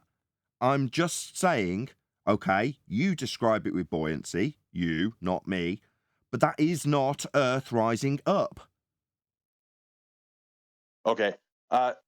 For every action, there is an equal and opposite reaction, correct? Like cause and effect. No. Okay. No. If you're describing cause and effect relationships, you can induce an effect Hold on. by varying that which you assume causes it to see if it causes it or not. The third law of motion. That's not a law. That's right. Exactly. Newton's laws are debunked. Yes. Okay. All right. Well, we don't have anything to discuss. It's Newton's laws to were me, also based it's on a apparently stationary plane. it's demonstrable. Newton's laws The were third based law on of a motion. stationary position, non-accelerating, non-rotating, non-moving. One more You time. can't Brian. use Newton's laws. Sure, I They can. don't I could use a understand that. demonstrable law that I Newton's observe laws- all the time. What is it? Okay, let him have a go. Newton's laws. What is it that you're observing every day? Give me an example of the third law of motion not taking place. No, that's why I said I wouldn't get into the wrangle-dangle of me having this as a... No. That's why I said I wouldn't get into the wrangle-dangle of making it as a claim, in spite the keenness of my panel to do just that. No, this is your claim. You saying density. I don't have to cite a damn thing about Newton's bloody laws. It's your singular, not my claim. Nothing will be stacked up against it that I'm offering, because I'm not. Do you see where I'm going, panel? Do you see where I'm stopping you? Hopefully so. Yeah. Yes, I got it. Yeah, you mean, but fair point. So, you say Newton's laws give us this causal relationship with Earth moving up. I say the effects of buoyancy, regardless of whether or not I choose to stack them up as my claim, which I'm not, aren't Earth moving up. They're buoyancy effects. Okay. Well, you wanted the claim, you got the claim. My claim, and I can't speak for Dell. My claim is that the downward compression of density layers is an action, and there is an equal and opposite reaction. The phenomena you're saying is the downward compression of what? It's an action. What are we observing, though? What is that? Density layers are being compressed down. So that is an action. So what density layers? What do you mean, what density layers? You said the density layers are constantly being pushed down, correct? That's what you said. They're being compressed down. I did not say they're Right. being What pushed down. density layers are being pulled or pushed or whatever down? The density layers that we observe on Earth. What density layers that we observe?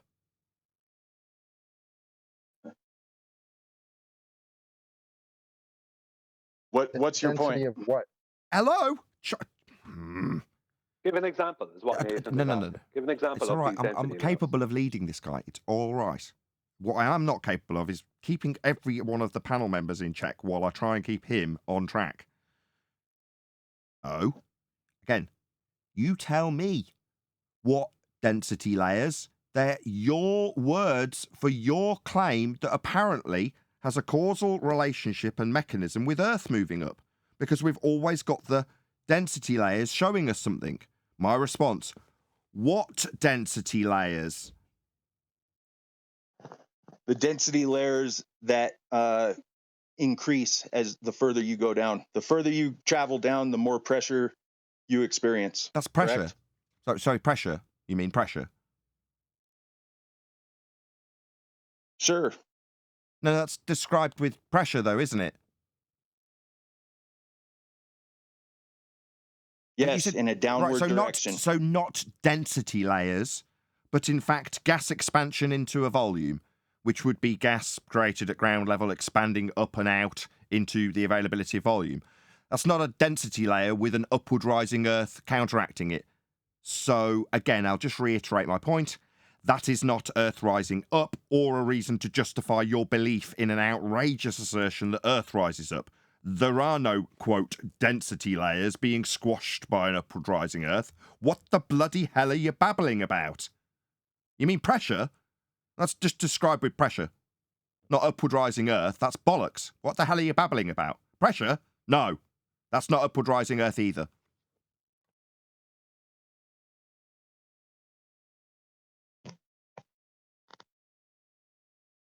When you claim something falls through the air, why does it fall through the air? Are you a spastic?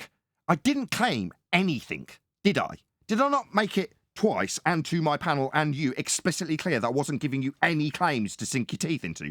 So when you start your statement, when you, meaning me, claim, I don't. You, let's get this absolutely clear, are declaring to an audience that you, and only you, think the world rises up because of density layers. Now, that's just stupid shit spouted by you, and I'm not going to answer any questions about things I'm not claiming. What I will do is point out to you, based on what you say about fucking density layers, how utterly stupid this shit really is. Now, when we get down to the nitty-gritty of what you believe in density layers, no, you've got a misapprehension about what gas pressure is. That's what's actually occurring. Why do you think you've got the right to ask me anything about this? Because you have inherent claims that go along with stationary Earth. Sounds familiar? Would you like to, like Dell, put some quotes around those specific claims, and they better be verbatim the exact words I've said? Go. You've never said that some things. Don't tell me what I've never in a question format. Just quote me. We're done. You've told me, now he's rumpusing me. You said you've made claims, you being me. How fucking dare you? I've told you 3 times I'm not making any claims here. But you have learned, from Dell presumably, how to go through these motions of stacking up someone else's claim in false dichotomy. So he's taught you his one-trick pony trick, has he? So you're going to absolutely insist that I've got a claim to make here because you've learned from Dell how to do this twat dance. I'll say it for a 4th time, then I'll really lose my temper with you, JC. I have no claim here. Do you understand that? Yeah, you're a dishonest fucking scum. So he's learned this trick verbatim, so when you lose really badly, you go into the Dell ad hominem start insulting me trick. You're pathetic. Yeah? All you are is a facsimile of Dell. Is that what you've got to show for your life, being a facsimile of a total wanker? What are you doing, JC? What are you doing? No, just silence. Shut down like Dell 2. Just listening to you hide from your claims. What claims? Because I've you just can't pointed defend out them. 4 times to... He's mentally Yeah, retarded. you ain't got Yeah, shit. I'm losing my temper. I don't need to. Just speak to the audience for a bit while he shouts and rants. Why am I losing my temper? This dick is a facsimile of Dell. So his next tactic on the list, on the tick sheet, is to start attacking me and telling me that I've dishonest about claims I've made literally 4 times, explicitly clear to him. I am not making. I've even stopped my panel from making claims about what would cause things to go up in relative density terms. I've stopped them twice and insisted I am not making a claim for you to get your teeth into. And when that's what finalised, you're going to start attacking me for the claims and contradictions. About what? Literally, are you stupid? I never want to hear you arguing, asking a glober to demonstrate gas pressure without a container again. I don't give a shit what you want. Do you think anybody cares what you want? All right, just sod off. Never watch my show again and you'll get what you desire. And nobody will mourn your loss. Literally, no one will give 2 shits. Why are you telling me what you want? Nobody cares. Meanwhile, you, the Dumbo, the idiot that's a facsimile of Dell and all of his tactics, think Earth's rising up, making you, in my mind, basically just a clown with an idiot claim to peddle. That's all you are to me, a clown, JC. Earth rising up is stupid. Yeah, I could care less about your opinion, Nathan. Really? You think that there's... What did he call them? Density layers. Keep running from your claims, buddy. Like I'm talking about your claim. See what I mean? Stuck record. What claim would that be? Haven't made one, insisted my panel didn't make one. But you're still going to go through this motion, parroting off Dell's tactics. Wow. Dell, if you're watching, this is what a poor facsimile of you looks like. That's funny. Yeah, Earlier, you said I was doing better than Dell, and now You were, while you were trying to go through the motions without peppering in the ad homs and just trying to answer the questions when we tried to establish the mechanisms that you described. Then you were doing well. I'll let you get on with your show now, bud. You don't need to give me permission to get on with my own show. Yeah? What you could have done was attempted to defend your upward rising Earth. You lost.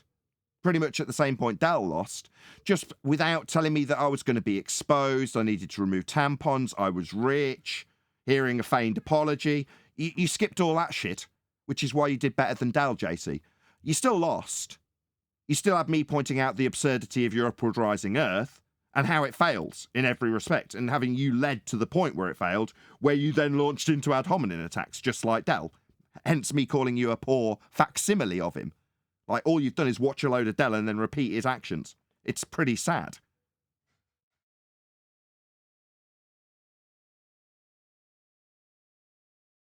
Could I say something, Nathan, to you? You can. I shut you off for ages, Brian. I'm so sorry. No, look, I could go through this a million ways, right? Like the helium and air-filled balloon not behaving the same ends the whole thing, right? What I find happening here is JC, the same as with Dell, they have a claim, but they actually don't know all the mechanics or implications of their claim. So their claim is very loose. They haven't gone into the minutiae of it. It seems to me, now I could be wrong, the JC and Dell, I can't speak for everyone else who believes the same thing, don't understand even something as simple as convection, which is created by temperature. You know, what they're thinking of as density layers is created, like, you know, these things will be recreated with temperature. How does a rolling boil happen in a saucepan of water? That's convection. How does the kettle boil? It's convection. Convection. Right. Like when I did a whole thing on what creates our density gradient, when I said the sun creates our density gradient, there's a whole thing on it. About an hour and a half of presentation on your show, Nathan. I went into detail about things. There's no one on the opposing side that talking about the ballers that have been able to even touch it. They can't address it. They can't deal with it because I'm showing actual real things that's official that can be proven and demonstrated. And the only thing in that whole thing that I stated was my claim that I was just putting myself out on a limb on was at the very end concerning radiative heat. Everything else I can explain within it. The point is that I don't know everything about it, but I know that I can demonstrate convection and I can demonstrate pressure differentials with both of those with temperature. So I don't know why we need an upward moving Earth for that. Right, you don't. I mean, upward moving Earth, to be Delwyn for a second, really only relates to the what's supposed to be causing the relative density axis, right? The rest is all. There is no relative density axis. That's the point. No, there is. Yeah, in reality, not within that Exactly, paradigm. in reality. And they think that, oh, we got the reason why it works the way it does. And to bring in, and Dell probably did that, oh, but what about the pressure gradient? Well, that's not even supposed to be there. He basically stole that from the Globers. Can I just say something? As a counterpart. It's really ridiculous to include that there. Can I just say what a pleasure it is to have you two chatting like this, right? Because just a second there before Brian got the clarity, no, you mean in reality, and Arwen immediately agreed. For a second, my heart rate raised and then immediately dropped when you got back on track and clarified it. It's just like mine's working like a nice machine. And it gives me goosebumps, you know, just how well oiled the panel is, and right. really, you know, attuned. Pardon? We're attuned to one another, so we immediately get how we're going to think about it with each other. I just continuously hear an offending consequence because the only claims we make are pointing out things that happen in reality. So what I'm hearing is, look, reality is happening the way reality happens because Earth rising up. Yeah, affirming the consequence. That's all I'm hearing. Because we don't make any outstanding let's claims like, oh. Let's explain to the audience how it works, right? So pick any outrageous claim you like, right? So we'll go with the opposite of what Dell or whoever JC is claiming. Earth is falling. Okay. That's your P statement. All you need to do is then pick something that happens in reality.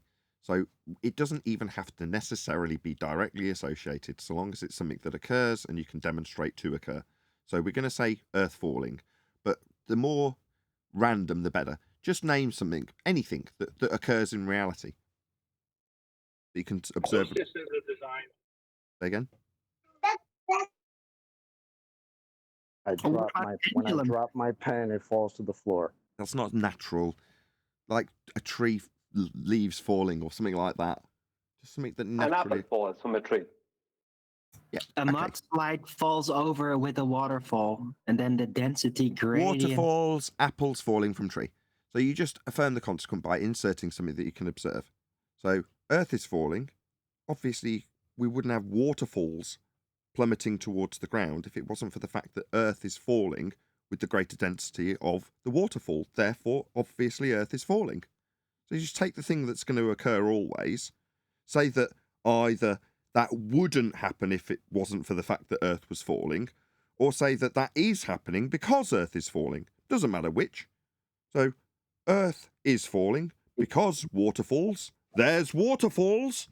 Therefore, Earth falling. That's it. That's the trick. The weird thing, you'd say that if the Earth, it's falling, well, then I would insert as Delwyn, well, that means that we're basically upside down and it's falling, the Earth is falling down rushingly very fast, and we're sticking to the side where it's moving away from, because that's always what's going to happen, right? And do it the other way around. So, Earth is falling. Well, that means we're all upside down then. Exactly. If you're going to affirm the consequent of you being upside down, then that's a perfect example. But you can even make something up that seems realistic. Like, I don't know, density layers. The compression of density layers. Right? You don't even have to know what it means. But I say Earth's falling. Why? Well, because obviously you see the compression of the density layers. All right, do we? Yeah. Yeah, therefore Earth's falling. Really easy. He tried. You asked him. He said, sorry. He said buoyancy, and then when we went into it, that was just buoyancy. The ballers have their own version of that. Then the second one was pressure. And then when you asked them, we got clear that's just pressure.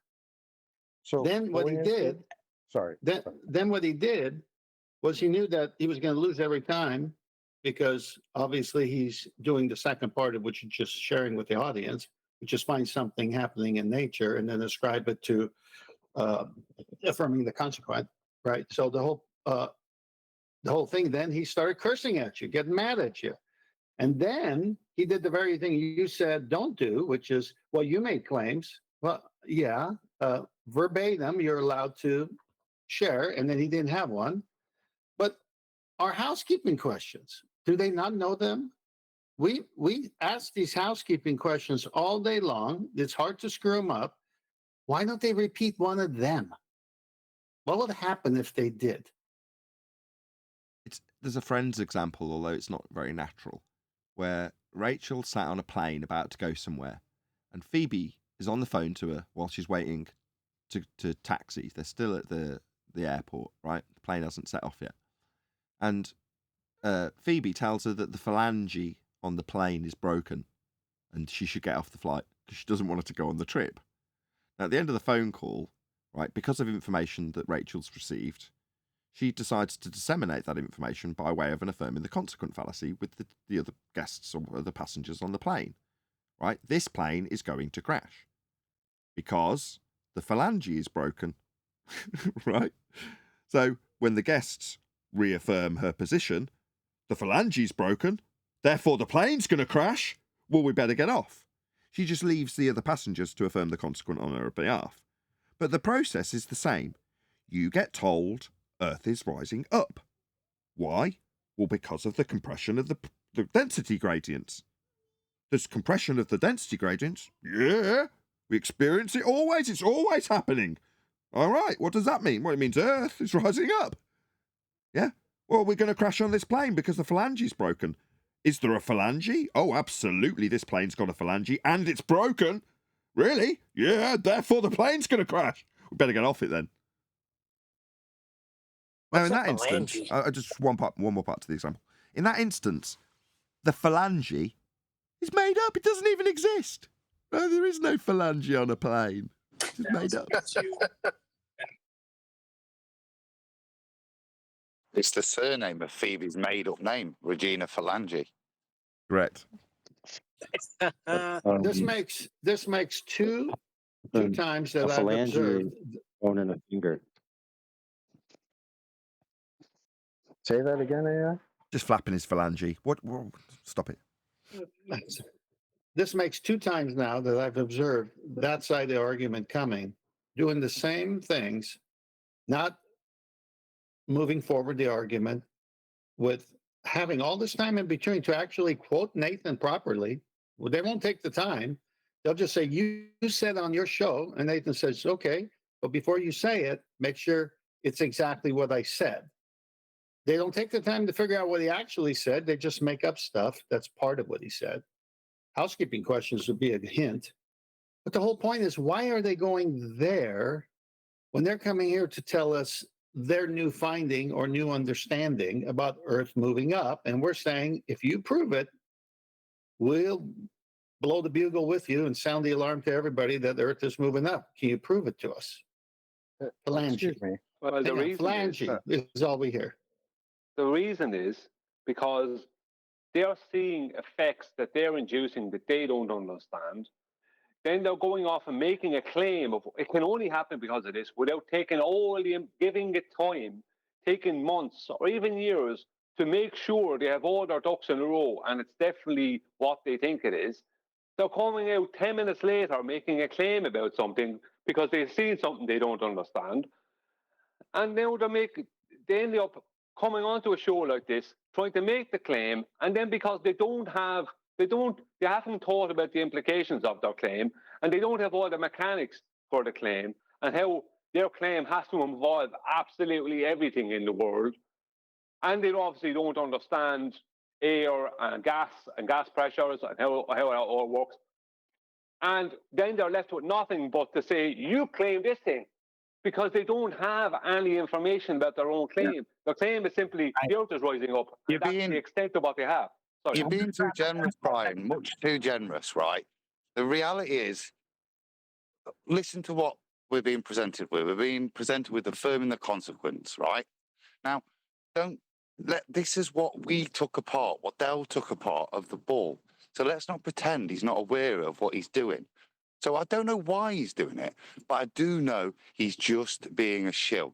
He doesn't believe this. He just knows it's disruptive to what the message that should be getting out. And it's working very well.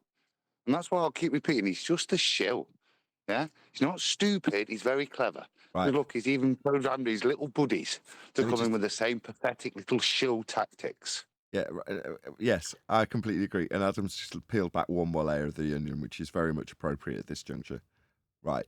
So while I can point out that talking about me and attacking the host isn't proving Earth rises up, the whole notion of Earth rising up is, as Adam put it, a way to shill for a nonsensical concept that isn't Earth being stationary, elevation angle measurements from a flat baseline, the requirement for it, even if you think you're on a globe, just takes away from all of it, doesn't it? So it's a win-win-win for them if we can be talking about Earth rising up and get to that subject from the ad hominems and personal attacks about the outrageous claims that ultimately Dell will say he's exposing when you make them. I'm lazy. The reason I was so confident that I had made a claim was because I know what making a claim involves. It's a lot of work. I gotta be honest. I'm just too lazy. Now, the people around me, God bless them all, they're all really hardworking individuals. Now, I'm not going to demean what I actually do. I do work very hard, and when I play it down, it's for the sake of the example, right? What I'm saying is, in terms of the research, the ability to make a claim requires you to have quite a lot of substance behind what you're saying prior to saying it, which means that you've got to preemptively go out without people liking the positive notion that you postulate. Because half the time, you don't actually need the research, because most of the people watching you will be surface scratchers, and they won't actually do it to check if you've done it. So you can say pretty much what you like, and the end result is the same. So you go away and you get well researched, you then postulate your positive claim with research to back it, and the praise you get is exactly the same as if you did nothing and just spouted bollocks. The end result's the same in terms of the response, because the people who are watching half the time are too lazy to do any research themselves. Now me, while I'm teaching my eldest daughter, no, why have you just told me that literally only yesterday there is more water than land? Have you measured it? Have you gone out with a little measuring jug? No, I haven't, she tells me. Who told you that? And she told me the YouTuber that had told her. Did he go out with a measuring jug? Not that I know of, was her answer. What did I tell you, Eleanor? Primary source research, Daddy. That's right, Eleanor. Don't start spouting nonsense that you haven't checked, because you'll just seem silly when someone challenges you, was my advice to her. Now me, I know the implications and the work that has to go in to not be in a position like JC and Dell, where Brian can absolutely rip apart the basis of the claim for the logical implications that he has done the work for, and I haven't. Me, I'll take the shortcut every time. No problem. I don't need to research this total outrageous claim. I just need to see positive evidence for it. And if I don't get it, bye-bye, that's the end of it. Brian, far more fastidious. His attention to detail is beyond mine. Far beyond mine. Because he's gone out and actually found out how the logical implications of a world that goes up would affect our reality. Me, I know it's nonsense from the outset. So unless you can prove that totally outrageous claim, I don't need to give it any attention. But I'm glad the people around me do, and I'm not in any way trying to demean it, when I have to cringe for myself when I shut down Brian with all that glorious research he's done, because I know where the tactic's going. That'll just get stacked up in false dichotomy. In other words, all of Brian's wonderful research will just get used against him so we can argue about how well-researched Brian is, when he hasn't got a bloody claim to make. The only claim that needs to be focused on and reiterated again and again and again is the outrageous claim that Earth's moving up. You've only got to say it for people to realise the absurdity of it. You don't get into needing to go through the motions of taking the logical inference to its fruition. You don't need to do that. Just say the claim. They don't want to say it, and with good reason, because they know how stupid it sounds when you say it out loud. Earth's rising up. What the hell is the reaction most people would give you if you just say the claim out loud? So that's all I needed. Anyway, I'm done with my ramble. Kudos to Brian. Kudos to everyone who does the work. I don't do it, and I'm first to admit it. Can I say something? Isn't like what you described, this process that they do, that Dell does also, and the anti-flat earthers, where they claim to, you think they're supposed to come with an argument, and then they deflect it off into a dichotomy, and then they take the opponent's position to basically start chewing down on them as a red herring to the original situation. Isn't that technically ankle biting? Yeah, I first figured it out with Coriolis effect, because I always found myself defending positions that I didn't care about. I had no passion for them. And when I realised finally that, it's only if I exercise my knowledge of Coriolis that they're in a position to actually fight their absurd claim. It's the same thing. I know it's not the same for spinning Earth versus gravity and upward rising Earth, but it is in terms of how the argument stacked up with an affirming the consequent that's, as Arwin just put it, ankle bitten for your claim that you don't need to be making. Right, they're going for the ankles. It's like they don't have arguments, so they try to bite you, gnaw you down. Yep. I'll go after you, Chocolate. Yeah, gnaw your research away. And I like having those conversations with Brian when it's between us, because the information's like when I got goosebumps earlier when Arwin and Brian were chatting amongst themselves about this very subject. I love that. I live for that. In fact, it's amazing. It gives me goosebumps. But when that's taking place with the opponent, just so the opponent can take apart someone's well-researched information, I object to that. Because in the case of this particular argument, there is a positive claim. It is outrageous. That's the focus and nothing else. Now, the fact that we do know our stuff, notice that it's we now, not just Brian. We know our stuff, and when it comes to it, we'll use it. But ultimately, you've got to prove your positive claim first if you're the claimant. You've got to claim it. You've got to actually say it, and they don't even want to do that in this instance. And that should say it all. Go ahead, 10th. You've been waiting forever. Or Chocolate. No, Chocolate first, then me. Then I got to go. It kind of turned into two questions. But first question I had was, weren't we told that there was some sort of a downward compression that proves that Earth is rising up? Yeah. Right? Was that the statement that was made? And then you asked about something not doing that, like the helium balloon or something. And what was the response to that? Was it buoyancy? So, in other words, not a downward compression that proves that we're moving up. Yeah, that was my response to It's Chocolate. the complete contradiction to their position when they say that, because they've made the statement that Earth rising up is the cause of the density gradient, which is another way of saying the buoyancy of one liquid on another. Yeah. So when he then invokes buoyancy, which has been defined by an upward force, if that upward force hasn't reached it, you can't invoke it.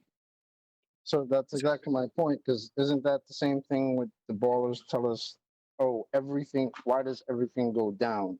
And when pointed out that certain things will go up, what's the term used? Oh, buoyancy. So not everything going down due to whatever they want to call gravity. Yeah, okay. Yes, and not only that, Chocolate, their explanation for it is the same, which is to say that they have homogeneous layers of gases that are pulled to the Earth. It's like, no, gas is coming out the ground and moving up. But they say it's in layers, don't they? Yep. Okay. So the second part of my question, real quick, before 10th has to go, is all that research and substantiation we were talking about before. Do you need any of that just to point out things that happen in reality? No. And the lazy man does me. So that means pointing out reality is not really making a claim. It's just saying so this happens because it happens. Yeah, Yeah. exactly. Right. Yeah. Okay. That sounds like it's in Nathan's wheelhouse. Absolutely. That is the lazy man's route to the shortcuts. Yeah. It's the same Well, with. that's been my point. That like that's why I've been asking for the last 2 days. Like, does stating something happens in reality, is that actually making a claim, quote unquote, or is that just stating reality? Or pulling apart someone else's primary source based claim that they haven't made, or their claim that they made without primary sources, I should say. But isn't there a very learned man, I think his name's Whitsitt, that said something about not needing to provide new claims after refuting evidence? I can't remember exactly what he says. Something like that. Falsification is independent of replacement. That's very catchy, Whitsitt. Never mind that he's offering replacements now. No, don't mind that. I'll give a real example of what Chocolate is hinting at. I was thinking that all along when the guy was talking. So when I went to the ocean and try to go as, deeper and deeper, I felt pressure. Then when I came out, I said, man, I was feeling a lot of pressure going to that depth and out of the ocean. Some guy looked at me and said, that's because Earth was rising up. And I said, wait a minute, I thought it was because I had all that water above me. How'd you get from all that water above me to Earth rising up? You This don't. is what they're doing. Well, You are very sloppy in your reasoning. Well, what I'm trying to say is I experienced a different type of pressure if just being on shore, 14.7, they say, gas pressure. And then I go underwater and I'm having this other pressure, but obviously I've got all the weight of the water above me that I didn't have when I was on shore. And the answer they would give me is Earth is rising up. How could you even come to that when you know the difference between on shore and where you felt the pressure underwater was the amount of water over your head? How does that prove Earth was rising up? It wouldn't. Well, as I said, it's incohesive. People do that sometimes, right? It's like a bluff. They think like, yeah, it sort of fits, but they don't really think about it. And people do that a lot. Incoherent. Yeah. I did it the other Well, day. I'll I catch said you guys tomorrow then. See you later, 10. Hold on, don't go nowhere, Tim. Hold on. Yeah, I'll hold on. What's up, Deros? Hello. I got an appointment to go to. Oh, real quick. It's not the fact that Nathan, that JC doesn't agree with Nathan's point about density gradient only shows things going up and down and has nothing to do with Earth movement. He just wants to prove, as I put in Master B, that Nathan made that claim and won't admit it. No, what's happening? No, I think you're onto something, but we said it the other day. They can't prove their position, so they're looking for any kind of friction on the way Nathan is running his show, and the friction they found is what Nathan just beautifully, eloquently explained, is that all he needs to do is hear a claim and see the evidence for him to know if it matches reality or not. And if it doesn't, he could dismiss it. So he's not making any claims for them to use in false dichotomy. What they want to do is create that friction, so that becomes the main argument, and upward rising Earth is on the title somewhere, and they never could prove or will ever prove their position because they're arguing about Nathan. Exactly. They're arguing the fact that Nathan doesn't admit that he said that density gradient doesn't prove Earth movement. It just proves why things go up and some things go down. So they just want him to say he made that Careful. claim. No. He didn't say No, that, it's though. not He didn't say proving. that. No. Stop. Look at Proving. Master B. Hold on, D Rose. Just 1 second. No, it's not proving anything. It's describing it. You can show things occurring. When you say proving, there's a vector change involved with Anthony Riley's experiment, right? That's something that occurs. You can see things like apples falling from trees, or the clouds, or helium balloons, or whatever. You can have naturally occurring vector change. That's something happening, right? When you just describe the differences between relative mediums, for instance, air and water, that's not proving anything to turn it into a positive claim, merely a description. Same goes for the laws. People think that when you describe something, you're making a claim about it. No, you're trying your best to describe something that's visually occurring before your very eyes. And in the case of natural law, always occurring. But it isn't proving anything. That's the only word I took umbrage with. I'm sorry, D-Rose, to labour that point. But it's important because me describing something isn't me claiming anything. It's just me describing it. Now, you can take umbrage with my accuracy in describing it, but what am I claiming? If I say this wall is mauve, and you go, I don't know, I'd call it teal. Yeah, well, that's subjective. But the wall being a colour isn't suddenly a claim. Oh, you're saying the wall's a colour? Well, yeah, it is. That's inherently obvious. Me describing it doesn't suddenly put me in a position to have to defend a positive claim. Okay, well, thank you for clarifying that because JC, he highlighted a comment from you pinned by yourself from some, I don't know who it's from, but it says by Nathan, relative density does not prove Earth moves, comma. It proves some things go up and some things go down. So they're using semantics to say that you did say prove that. He just put that on the Discord thing. But I'm glad you just clarified. I'm glad you clarified that you're not. That's not semantics. By the way. That's just reality. Yeah. Okay, but I'm saying though, Nathan just said to me, those things don't prove it. It's just a description. He's trying to be of detailed, reality. saying it. Yeah. They're just looking Nathan, for something, man. Nathan pinned the message. Nathan didn't say that. He pinned it. Somebody else did. Follow? They're clutching at straws to find me saying it, and they've pinned me pinning. They're citing someone else saying it with me pinning it. Well, that's a far cry from a verbatim quote.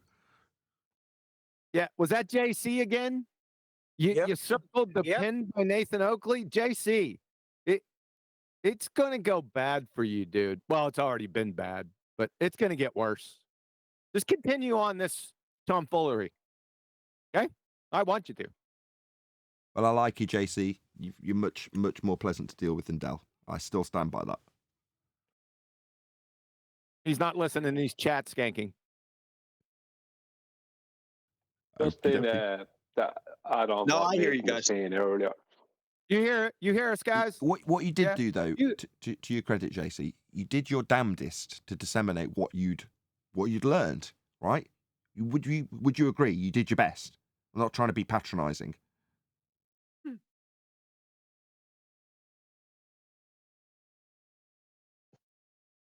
Yeah, I exposed that you're hiding from your claims. Told you. Wow. You exposed reality? I think he's doing that tongue in cheek, actually. No, really. I think so. Do you understand proving non-existence fallacy by chance? To move on to a different topic. Good one. Yeah, are some things accelerating towards Earth in existence? Yeah, that's not proving non-existence fallacy. It's What is inherent with your claim. Which claim? Can you define proving non-existence fallacy for us, please?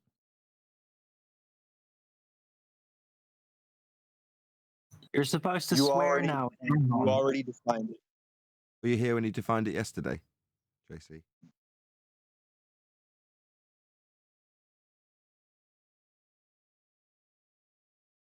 Yeah, he already defined it. Not today. I'm It's in saying, the chat. did you hear the definition yesterday? When were you here when he defined it yesterday?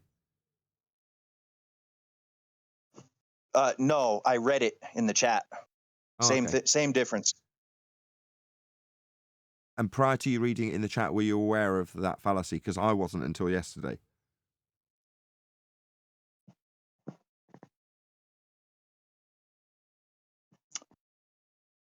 Yes. Are you slow? Funny, Neil. Do you understand if I claim that the Earth is stationary, that it is not moving, the key word being not, do you understand that that's claim of non-existence? Okay. And got do that you part. understand that by taking that stance, you ipso facto claim that some things accelerate towards Earth? Do you understand that? No, I don't. But even if Not that was true, so hold on. No, let's play along. Okay. Nah, we're I'll done. play along. Unless Kiwi wants to play along. Did you want to carry on, Kiwi? I play with this crayon fair monster you could play with. Let's say I did say that then. Okay. So some things do accelerate towards the ground. Rain. So what?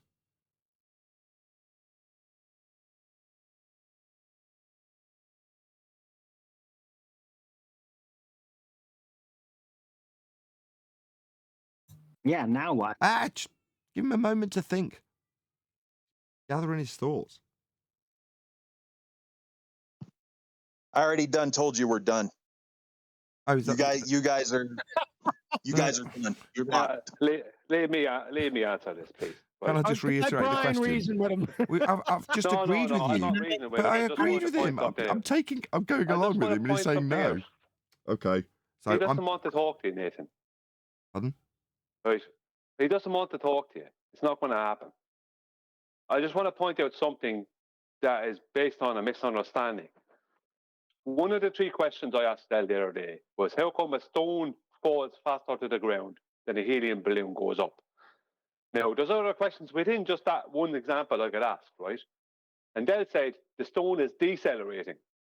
Now, without realizing it, what he was saying is that the stone is moving slower than the balloon, which would result in the balloon still going at the constant velocity he's claiming the stone was going at, but the stone is slowing down because that's decelerating, right? So that would mean, in reality, within our paradigm, it would mean that the helium balloon would have to go up faster than the stone falls down. But in reality, it's the complete opposite. So JC is saying to you, are you saying that, or are you not claiming that things accelerate towards the ground? We observe things accelerating towards the ground, like a stone falling faster than a helium balloon. But within their paradigm, they either have to be exactly the same or fall and rise at the same exact rate, or because the stone isn't actually going down, or if the stone is decelerating, then the helium balloon must go up faster than the stone falls down. But that doesn't happen in reality. In reality, the stone falls down faster than the helium balloon goes up. An air-filled balloon doesn't behave the same as a helium balloon. Airplanes won't be able to take off or hold in altitude. I have a million other things. Like, I'm not making claims. I'm just pointing out the implications of this crazy nonsense. And I know that it's stupid that I should even have to point it out, because it seems to me like between the Globebusters and Dell and other groups, they're all going to come together at some point and become the one big group of nonsense. That's what I see coming. Sorry, let me get this right. Exactly, Brian. We're going to have an amalgamation between ether, electromagnetic incoherent dielectric acceleration, and upward rising Earth all in one big shitty bag. Yes. Yeah, more than likely. Because they're all against us.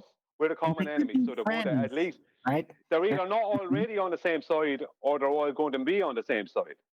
Because they're either one of two things. They're either all secretly for years flat Earth society, these groups of people, or they're going to become something similar because they don't like us pointing out where their claims are rubbish. I think it's the latter. I mean, as much as contextually, when Adam said shill, maybe he does need to detail it. I thought that was contextually understood, but now either Brian has ruined that because you're saying they're part of the Flat Earth Society. That's not what Adam means when he said shill. And I know you're not directly suggesting that he did when he said that word.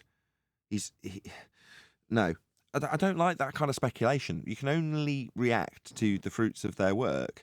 And in terms of in terms of your presumption that they just don't like us pointing out where they're wrong, yeah, pride, that I can get behind if we're going to, divine motivation. But again, I don't really care about why they do it.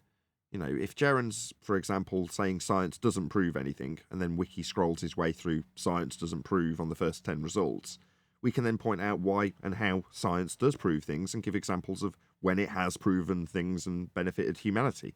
In other words, prove him wrong. Well, that's going to lead to the same tit for tat reaction, because that's how it's just viewed when you are wrong. Oh, well, you're showing me to be wrong. Well, you're a scammer. And so it progresses. But that's human nature as opposed to Flat Earth Society membership nature. Not listening to Brian. Yeah, I didn't say, Nathan, that they were definitely. I said it's either one of two things. Either they're all part of the same group already, and that we could call them the Flat Earth Society, or they are the Flat Earth Society. Who cares? Or they're all going to eventually come together in a complete disliking of us because we point out all our contradictions and the flaws in their arguments.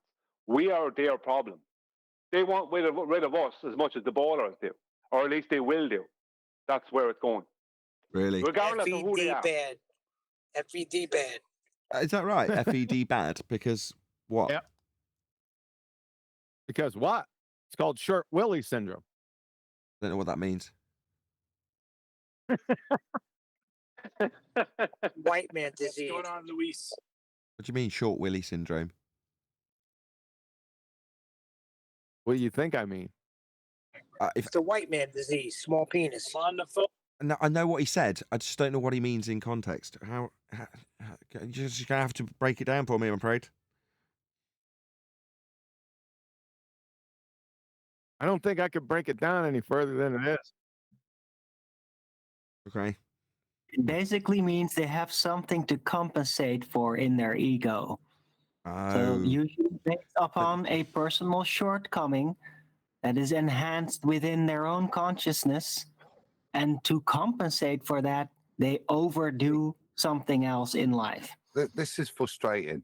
I don't understand still. Yeah. When Listen, someone says, all of it just before you go on, Adam, frustrating. just because I still don't understand, when someone says short penis syndrome, what I immediately picture is the guy who buys the 7 Series BMW with a V12 in it. That's what I picture, but I don't see how that's comparable. I'm still not getting it. But go on, Adam. All of it is frustrating. Why are we psychoanalyzing Dell? Who cares? There's a reason I've used the term. Because that's what he's demonstrating. It's all that matters.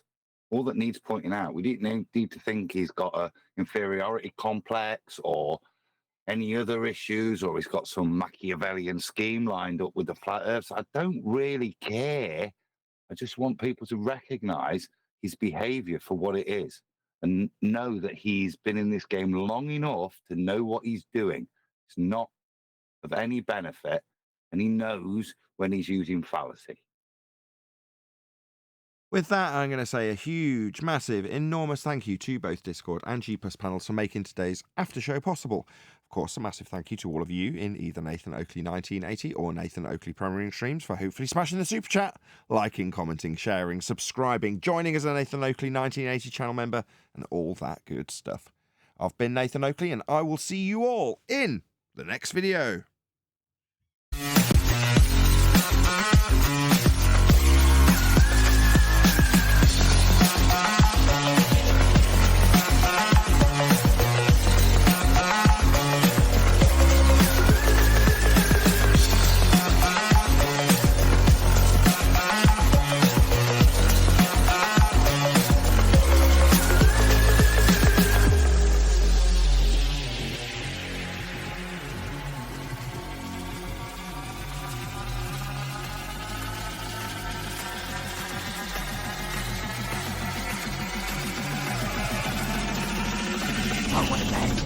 What a lovely day!